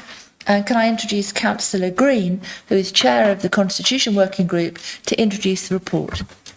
Thank you, Chair. This report brings forward proposed amendments to the Constitution as recommended by the Constitution Working Group. You will see from the report that we are proposing amendments to 2 sections of the Constitution. Section 9, Member Champion Protocol, that has been reviewed and updated to make clearer as to the role of a member champion and the expectations of the role. It also sets out the expectation in relation to keeping other members informed of activities being undertaken. The key changes include clarification of the term of office and appointment process for each member champion, clarification on the responsibilities of a member champion, including, where appropriate, communicating council decisions and explaining the council's position to third-party organisations and individuals. Improved guidance on reporting so that there is a better understanding of what should be included in a member champion's report to the parent committees. Additional guidance on training and development setting out how training can be accessed and the approval process for attendance at external events and the associated expenses. Updated guidance on engagement with ward councillors to encourage member champions to engage and inform relevant ward councillors, particularly in relation to significant developments or activities within their ward. Section 18, which was formerly called the Member Parental Leave Policy, has also been reviewed by the Constitution Working Group, and along with more substantive changes is now proposed to be called the Member Leave Policy. The updated policy not only covers previous areas but has also been extended to cover neonatal care leave, compassionate leave, carers leave and sickness absence. The updates to the policy are hoped to reduce the perceived barriers to becoming a counsellor and support the retention of the existing counsellors, as well as attracting a broader range of candidates in the future. I am asked to remind you that this policy does not alter the requirement under Section 85 of the Local Government Act 1972, which states that a member who does not attend a meeting of the council for 6 consecutive months will cease to be a member unless their absence has been formally approved by full council before the end of that 6-month period.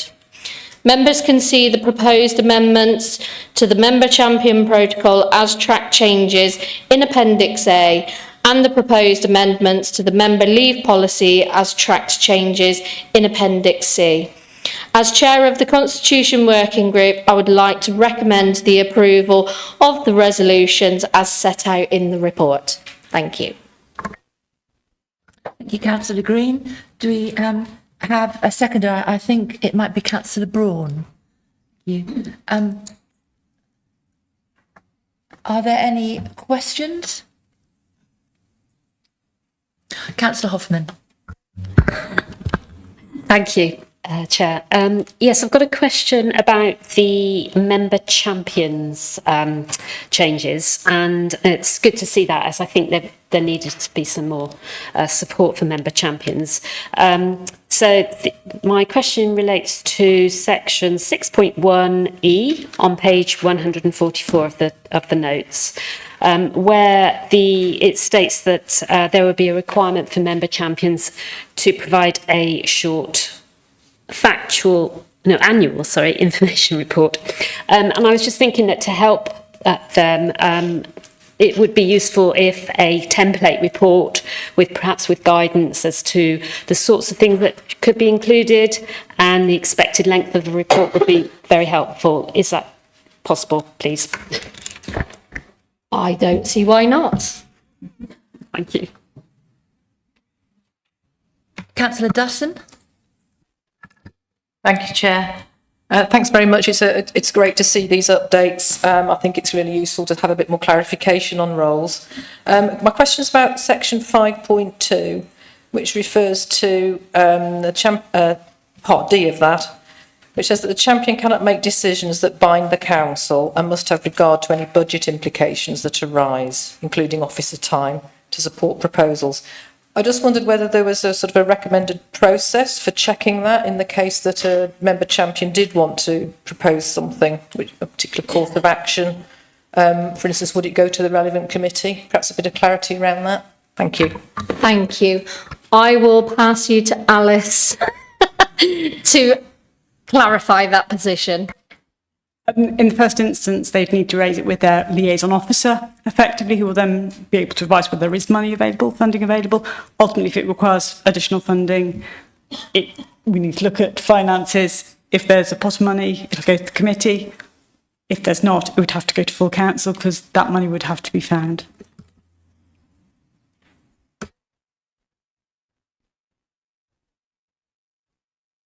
I can't see any other questions. And so I'm going to read out the resolution. Council resolves to approve the revised Section 9 Member Champion Protocol, which is set out in Appendix B. B, to approve the revised Section 18 Member Leave Policy, which is set out in Appendix D. And C, to give delegated authority to the monitoring officer to make the necessary changes to the Constitution to reflect these decisions.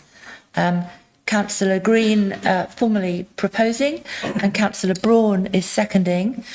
Do you wish to speak now or do you want to reserve your position? Okay. Can I open it up for debate? Does anybody wish to make a contribution? Councillor Hughes. Thank you, Chair. First of all, thank you for the hard work for the working group and the report author. It's great. I'm referring to Section 18, member leave policy, page 138. And whilst I support everything in the member leave policy, my professional experience tells me that stress, grief, anxiety, bereavement do not hang by the clock. And so I would just like to raise and remind people of the need to practice empathy and compassion for any members or staff alike in any of these situations that they find themselves in. Thank you.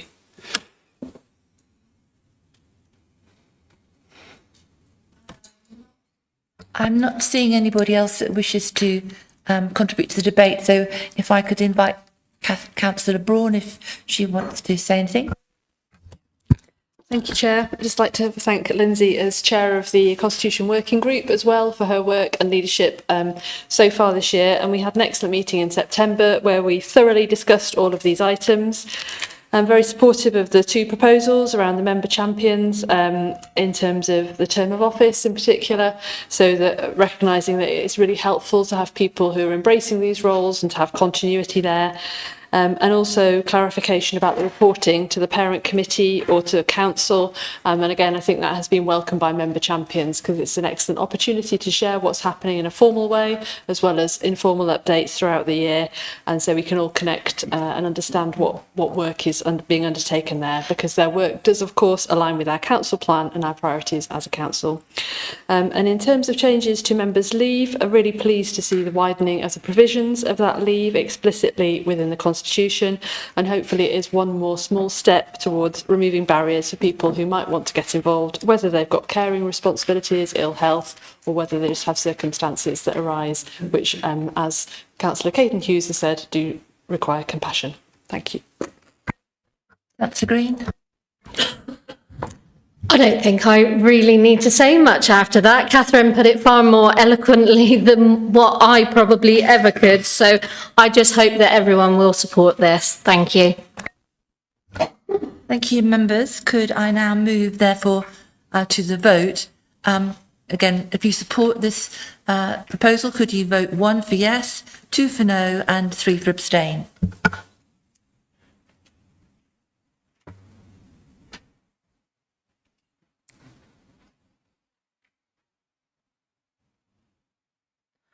And that is passed unanimously. And can I, as a member of the Constitution Working Group, thank the officers for the hard work that they've done in supporting us. Thank you. To go on now to agenda item 11, changes to committee and outside bodies membership, appointment of the Vice Chair of Audit and Standards Committee. Changes to the committee members of Audit and Standards Committee are to be noted, and they are shown on the screen. I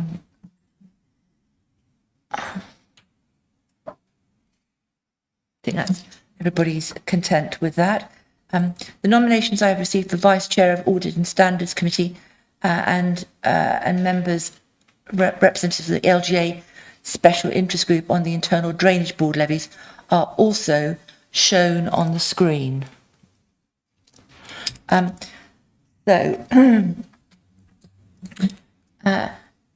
are 2 nominations received for the Audit and Standards Committee, and I'm looking, and 1 nomination received for the member representative LGA Special Interest Group on the Internal Drainage Board levies.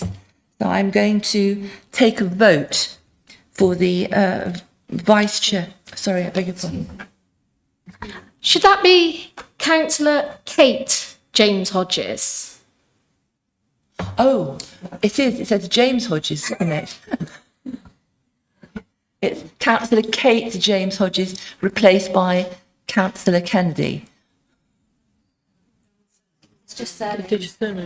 Sorry, as a point of clarification, Oh, I think that both there are errors in the committee membership. my understanding is that the proposal is Councillor Callanan is replaced by Councillor... Kate Hughes. Caton Hughes, it is, sorry, and that Councillor Kate James Hodges is replaced by Councillor Pete Kennedy. So those are straight swaps out for representatives on those committees. Is everybody clear? I'm just looking to make sure, I don't want people to misunderstand. Is everybody quite clear about those proposed swaps? Councillor Hoffman, did you want to clarify? It wasn't about the swaps, actually. It was about the nomination for vice chair that I wanted to ask a point of order, if that's okay. I just wanted to question whether it was appropriate for the vice chair of Audit and Standards to be held by a member of the administration, as it is a scrutiny and challenge committee. I'm going to ask the monitoring officer to clarify that, but my memory is that it has been in the past, because Councillor Piercy was previously vice chair, so it has certainly been in the past. But I'll ask the monitoring officer to confirm that. There is no reason in the Constitution that the vice chair position cannot be held by a member of the administration. So is everybody consent? So the proposals for the changes to the membership of the committee is essentially not an issue. So we would now proceed to consider the vote for the nomination of the vice chair of the Audit and Standards Committee. We've received 2 nominations, and so we will take a vote for each nomination separately, and the councillor with the largest number of yes votes will be appointed as vice chair. So I propose now to take the vote for Councillor... Oh gosh, now I'm getting it. For Councillor Elizabeth Stanley. So many names. The councillor vote for Councillor Stanley. Electronic vote. Can you vote yes to support, no to vote against, or 3 to abstain?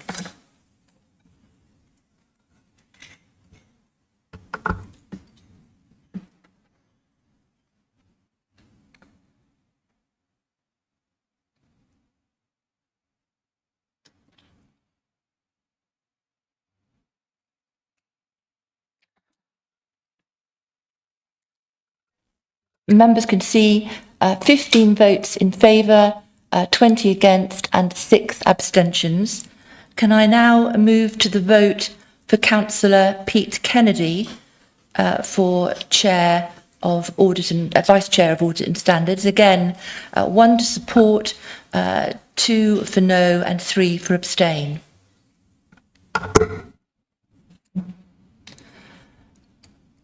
And again, I can see 26 votes in favour, 14 against and 1 abstention, and therefore Councillor Kennedy is appointed as Vice Chair of Audit and Standards.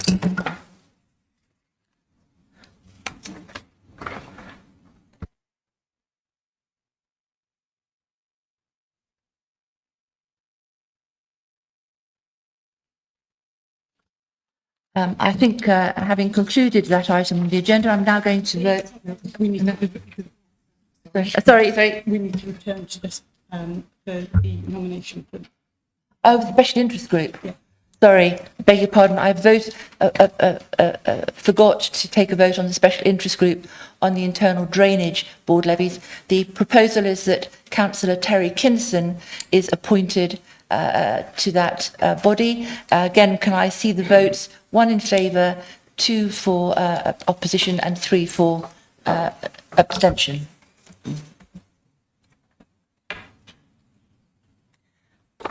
And again, that's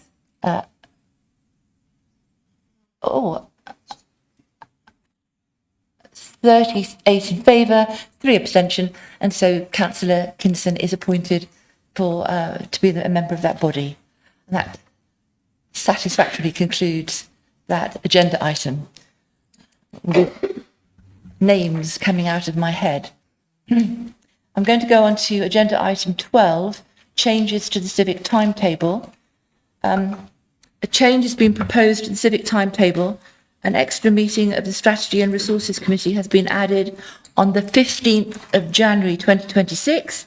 This is to help manage the large number of reports that were due to be considered at the budget meeting later that month. Are there any questions? Are there multiple questions about the change to this potential timetable alteration? And I do not see any. Now I'm going to read out the matter that you have to vote on. Council resolves to note the change to the civic timetable for 2025-2026. I am going to formally propose this. I'm looking for a seconder, potentially Councillor Turner, formally. Can I open this up for debate? Thank you very much. I'm not going to say anything in terms of summing up, and I'm now going to move straightforwardly to a vote. So 1 to approve, 2 for no, and 3 for abstain. Ooh.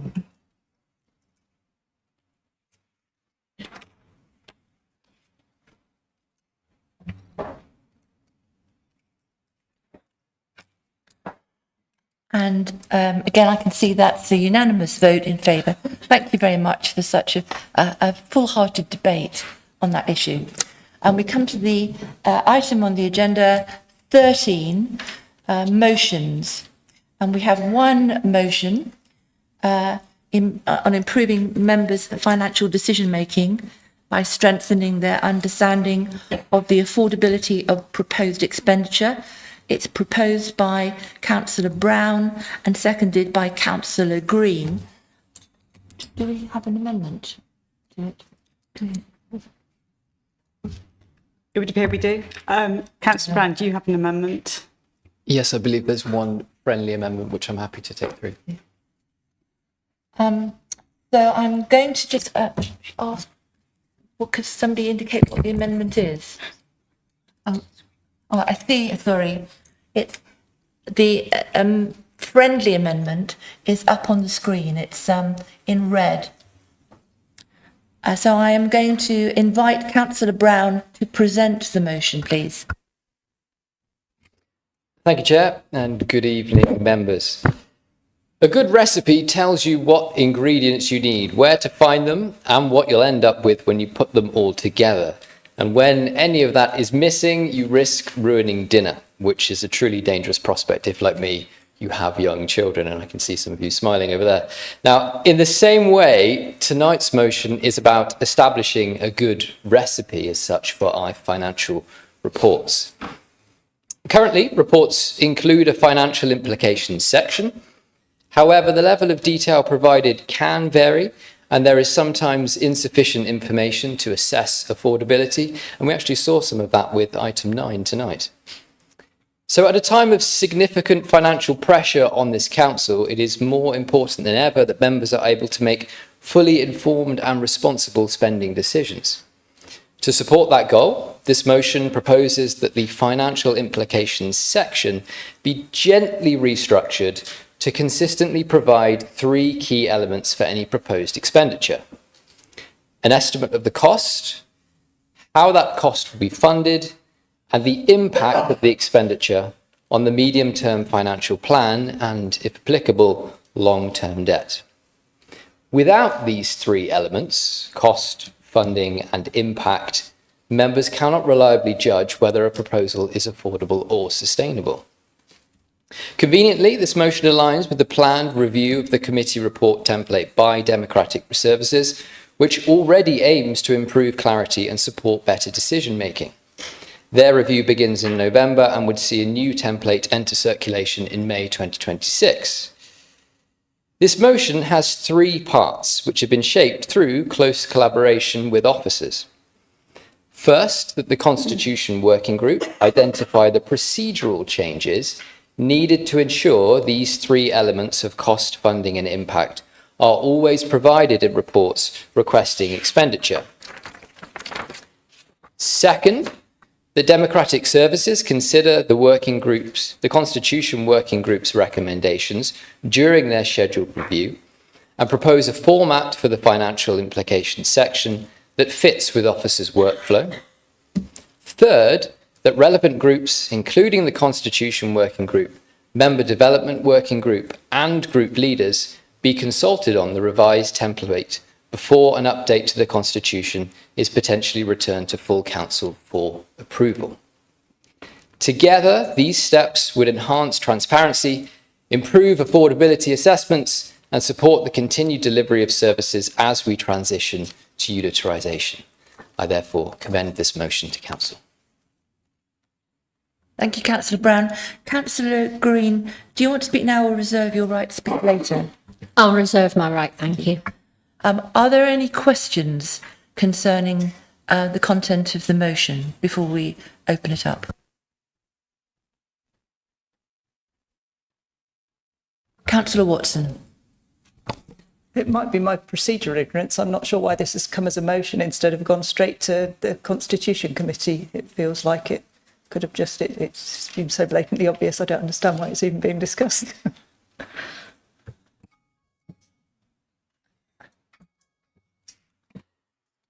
I somewhat share your perspective there. This is something which does seem surprisingly obvious, but yet there appears to be a need to ensure that we have it in future reports. So it could perhaps have gone to a recommendation to just straight to the Constitution Working Group, but I suppose by going through this democratic process, we're putting weight behind the idea, ensuring that whatever they decide is governed by those three elements of cost, funding and impact.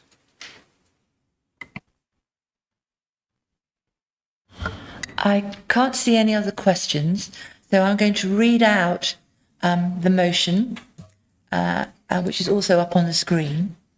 So, Council resolves to request that the Constitution Working Group review whether the structure and content of the financial implications section in Council reports should be formally defined within the Constitution and report back to Council following their review. The aim is to ensure that all members fully understand the cost, funding and potential financial impact of the decision.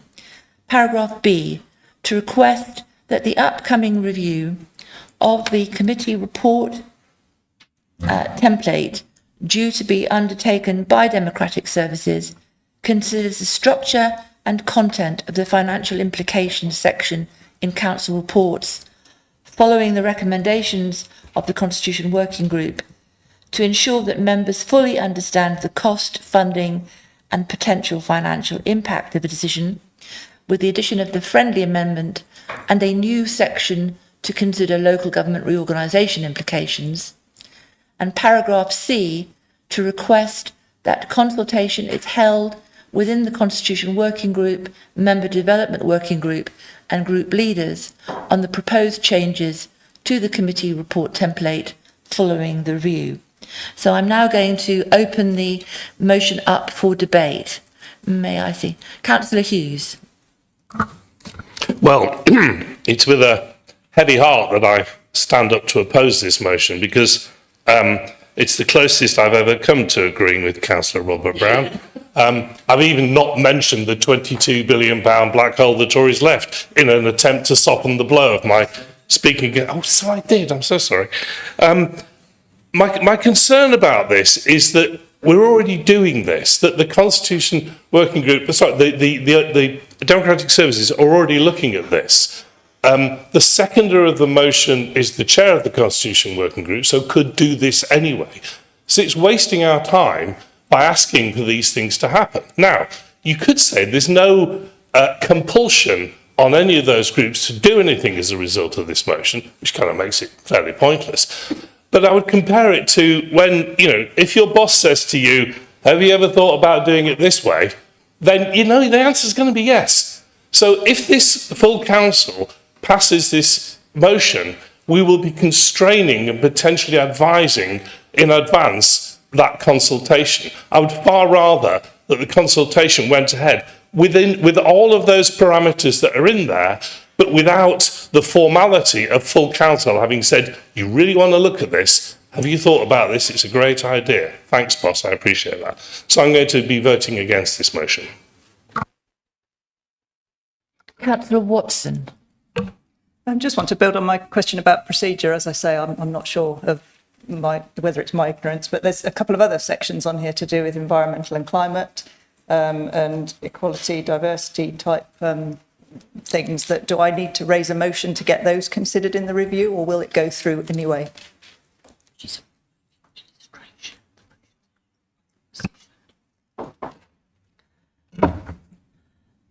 Just to hopefully clarify, Councillor Watson, this is an opposition motion, so as they're legitimately able to place a motion on the order paper, whatever. Sorry, I thought in a committee system that wasn't particularly relevant to something like this, but okay. Councillor Turner. Thank you, Chair. Acknowledging the concerns about how one might have done this, I think I probably speak for my group in saying that we welcome anything that represents increased financial transparency, and it ties in very nicely to the review that was going to happen anyway, but perhaps lends a little power to the elbow of that review. And I think it's a helpful addition on Catherine's part to have suggested that we are specifically considering LGR in decisions going forward. And it's difficult not to, because it gets mentioned in every single room you're in, but nonetheless helpful to have that addition as well. So I will be supporting. Thank you. Councillor Love. I'm probably going to support it. I just want to take the point about your metaphor, really. You're cooking. You don't know how much money you're going to have to feed the meter and your recipe may well take 5, 6, 10 years. So whilst it's very good to have transparency, we do need to reflect that we live in an uncertain and political environment. So whilst it's great to have transparency, we need to be realistic about it. We don't always know the answers. Councillor Dado. Thank you. Yeah, I mean, one thing that struck me immediately about the motion was, just a definition of what impact will be, and how discrete the information being provided in a financial assessment would be to, budget. Is it just going to be a red-green budgetary line about where this leaves our overall spending plan within a fiscal year or a spending year? Is there going to be a model of the anticipated impacts of a decision over a decade, how that all interact with other spending commitments, other benefits issued by the council, savings? And I mean, just from my own background as an academic economics and policy, I can't really support something if it's not going to be clear to me in advance that we're going to be looking beyond the sort of purview of the sort of household economics metaphor, because it's not the way that I fundamentally think the world works. I don't think that's how the economy works. I just need to have clarity if there's going to be guidance, given that it's going to have that sort of long-term purview, or at least a medium-term purview. And is that going to be unrealistically onerous on officers to provide such modelling for each motion put in front of council? It might be, it might not be. It's just something that I don't find clear at the moment in the motion as it stands, and it's just something that I would really not feel comfortable supporting without a lot of clarity on what will be included in that. So that's just my perspective for now. Councillor Kennedy, and then Councillor Braun. So as councillors, it's really important we have the information available to us to make good decisions, and ultimately that's one of the key roles that officers serve, of course, implementing the decisions by councillors, but also advising us when we're making our decisions. And so it's important that the information is clear and as clear as possible to us to be able to scrutinise decisions as they're being made, and to ensure that transparency and accountability, particularly around value for money and the expenditure of public money. We all use motions to advance campaigns and things that we care passionately about. This is something that Councillor Brown has repeatedly brought up through the last year plus on Strategy and Resources Committee. I recall multiple times where Councillor Brown has asked these types of questions about, where's the money coming from? What's this going to do to other things? How does this all kind of work together? So I think this is a genuine attempt. I think there's, we shouldn't question that. This is a genuine attempt to ensure that this is set out as clearly and as straightforwardly as possible. But just on the kind of the ethics, the proprietary of officers giving us advice, it is important that we don't constrain the advice that officers give us. They have to be able to give us free and frank and full advice when they're giving these opinions on reports. This doesn't constrain the officers in that way, and in the report from officers in this, it does make clear that this would be a section of headings where that specific information would be given, but then they would also be free to give the full body of information that they feel is necessary. So this isn't constraining, this is merely making things as user-friendly as possible, and hopefully it means that at a glance all councillors will be able to look at these reports as they come in and kind of know there is a bit of a recipe, there is a bit of a structure to how these things are coming through, and it's just as clear as possible, so that ultimately at the end of the day we can all make the best decisions and make them for the people of Stroud District as well.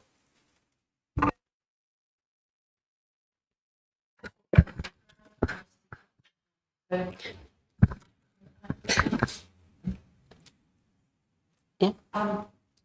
Beg your pardon, Councillor Dada, you've already spoken, so unfortunately you can't speak again.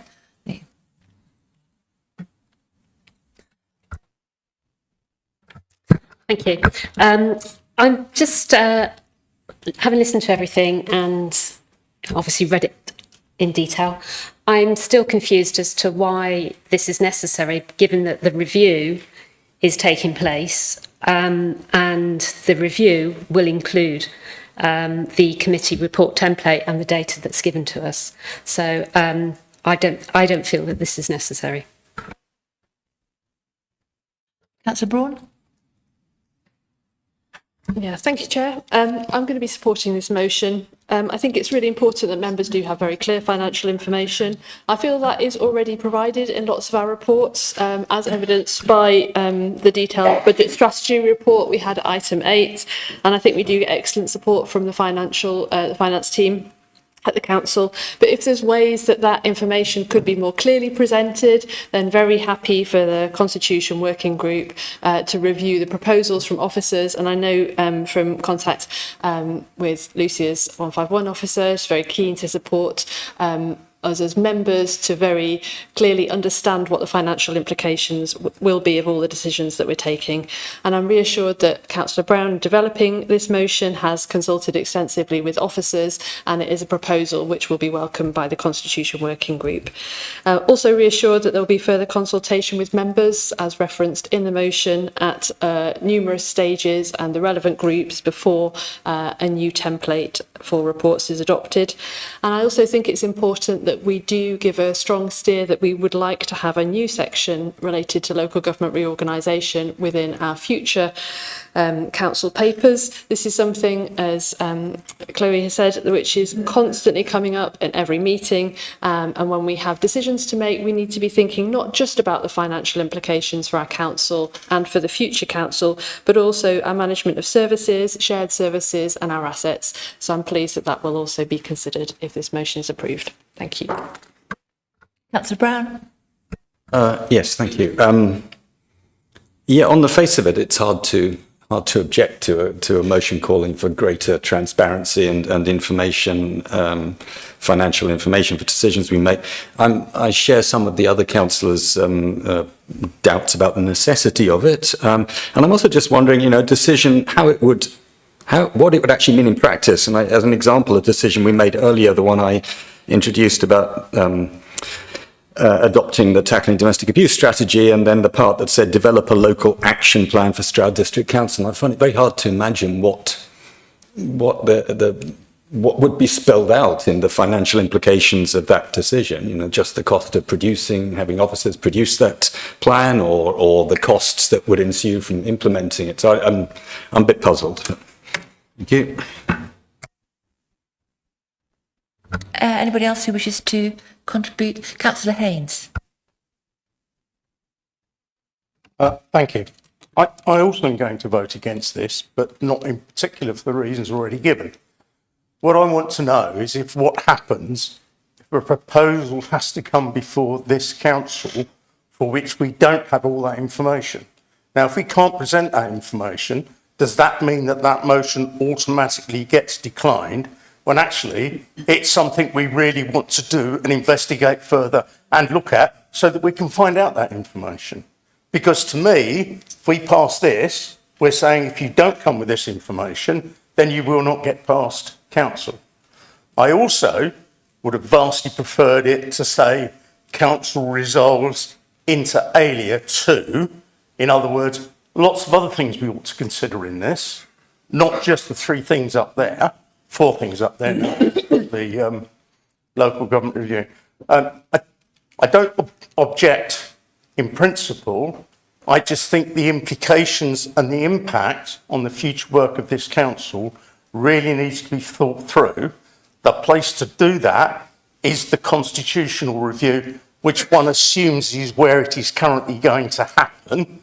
And therefore, I would rather like to leave this as a piece of advice to the constitutional review, which it sounds like they've already taken on board, so that they can look at it and say, yes, we should reasonably expect to say this. If we can't say this, we need to say this as a minimum. I think this will hamstring the council too much in some of its debates over some of the motions, particularly in light of local government reorganisation. Thank you. Councillor Hindsight. Thank you. And I thought it would be useful to go through my sort of internal dialogue through this debate, because it's a rare thing. Like, if we're honest as members, quite often we come to motions with pre-existing ideas of how we're going to vote for it, and then we kind of sort of try and justify how we do that in a bit of a political ding-dong. And it's been really interesting for me to hear some different views. I came into this debate with the assumption that I'd support it for many of the reasons that Councillor Kennedy outlined, particularly around transparency. And then I was really thrown by Councillor Hughes's opening comments, and it kind of made me think, like, is this the right place to be? Like, there's quite a lot to consider here. You know, is this the right forum for us to be pinning down exactly what we want at this particular moment? And I was moving increasingly towards maybe I should be abstaining on this, you know, instead of voting for it, even though I support the principle of what's in it, and that might end up being the right thing. And then I think I've moved back to my original position now, purely on the basis that I think this isn't actually pinning down exactly what the future template's going to be. It's council offering an expression of what we think should be in it, but the final decision is going to come back, and there's going to be reasoning behind that. So if the Constitutional Working Group or officers have a particularly strong view that these 3 things that Councillor Brown outlined aren't right in that section for any one particular reason, I'm guessing that then can come back, and that would then be within our gift as a council to then reject it. So I think I've come full circle, and I hope it was useful for me explaining my internal ramblings in my head, because I think that's where I've ended up now, that this is broadly something that I think is a good idea. I would like people to go away with more space and time to think about it and come back with that final recommendation after that thought process has gone on, and give us all a chance to have a final say. Thank you. Councillor Hamilton. Thank you, Chair. I'm going to do something similar. I think a lot of you have heard me in the past talk about my personal disapproval of motions, in that they often divide us. And I've often said that if we're going to accomplish anything as a council, it's going to be through collaboration and cooperation and supporting one another. I do, however, want to commend Robert for bringing forward a motion that I think actually speaks to the business of this council and the deliberations of us as members. So I think, well done, Robert. However, when I first read this, I was thinking, yeah, that's very sensible. That's something I feel I can support. But I'm persuaded by what I've heard here tonight about the fact that there's probably more to this than we really ought to decide in a motion like this and we ought to leave it to the working group, as we've heard, to think about all of the implications of this and come back to us with a proposal that actually addresses not just the immediate budgetary considerations that we might need to think about for a particular decision, but also looks at the longer term consequences for budgeting and borrowing and finance in the longer term. So I commend it and the intention behind it, but I feel I have to vote against it and leave it to people with a better understanding than me to put together a proposal for how we should treat this. Thank you. Thank you. On point of order. Point of order, yes, speak. As a point of order, to just clarify the constitutional issue around point B there, because there's a lot of discussion around instructing the Constitution Working Group, which is, I think, the focus of point A. But B, to me, and could this be clarified, is giving an instruction to officers in democratic services rather than Constitution Working Group. And is my understanding correct that as a committee system, no councillors or informal grouping of the council is able to give instructions to officers, and therefore this would be the correct forum here as full council to give that instruction to officers to undertake the review as described in point B there.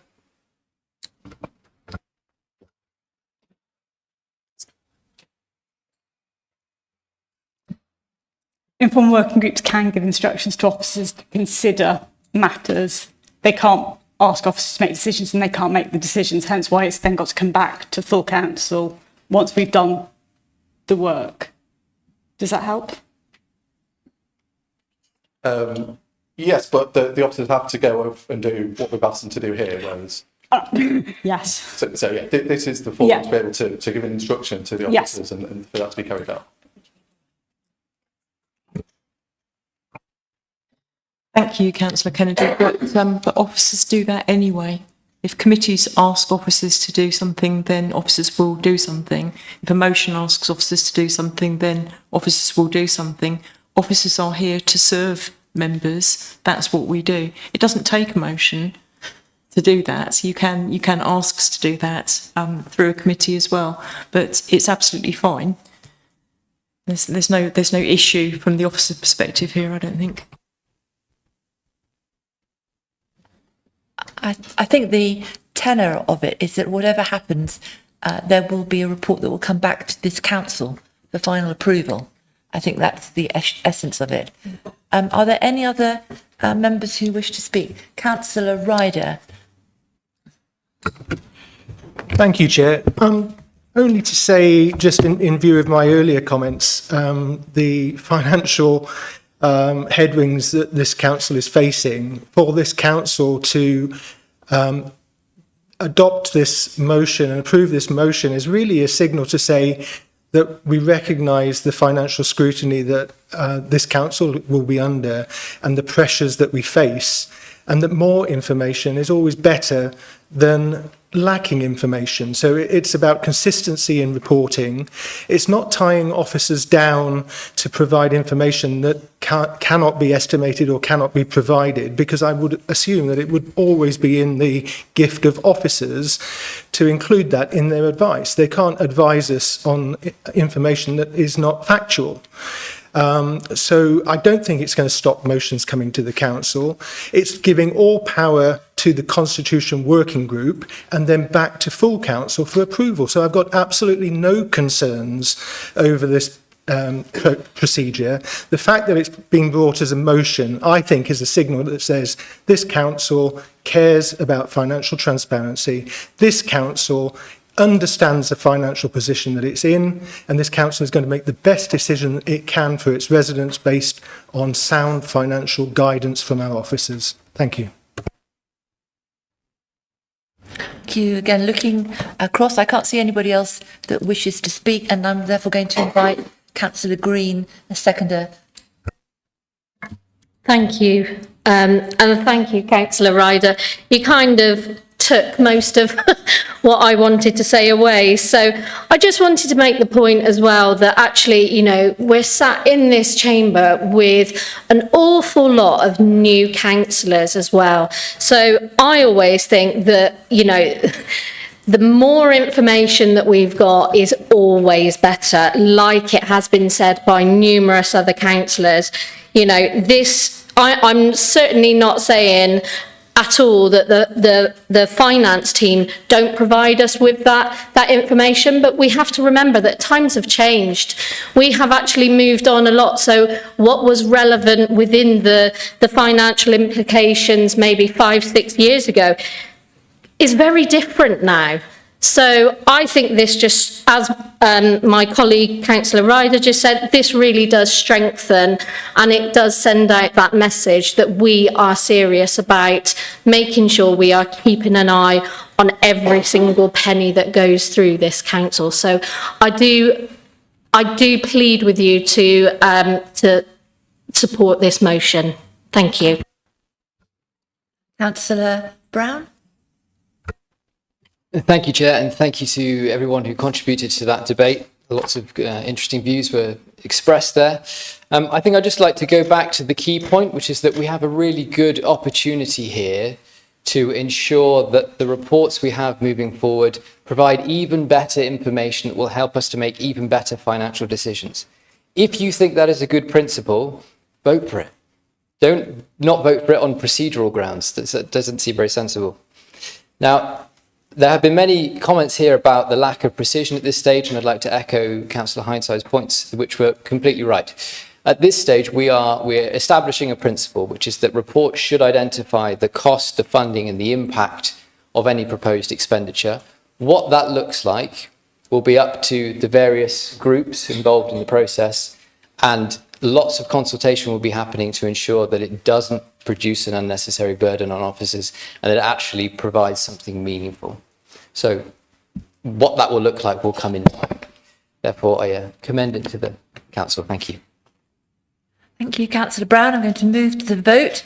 If you support the motion, can you press 1? If you oppose it, press 2. And if you want to abstain, press 3.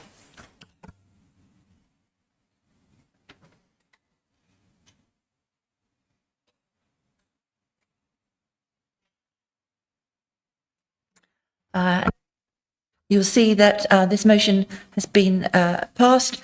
20 in favour, 17 against, and 4 abstentions. And that concludes the business of the council for tonight. Before you go, can I just a couple of very minor things. Please return your plastic nameplate and microphone ID card to the back of the room. On the exempt minutes, if you've got any hard copies printed on pink paper in the confidential, can you place those in the confidential waste bin in the members' lounge or hand them to Democratic Services? Can I remind you to collect your hard copy of the Independent Remuneration Panel survey from the back of the room if you prefer to complete it by hand, and there is also a personal safety alarm from the back of the room if you'd like to take one of those. And so again, can I thank you again for an extraordinarily collaborative meeting once again, and I wish you all a safe journey home and see you in a month's time for probably a more interesting debate on local government reorganisation. Thank you.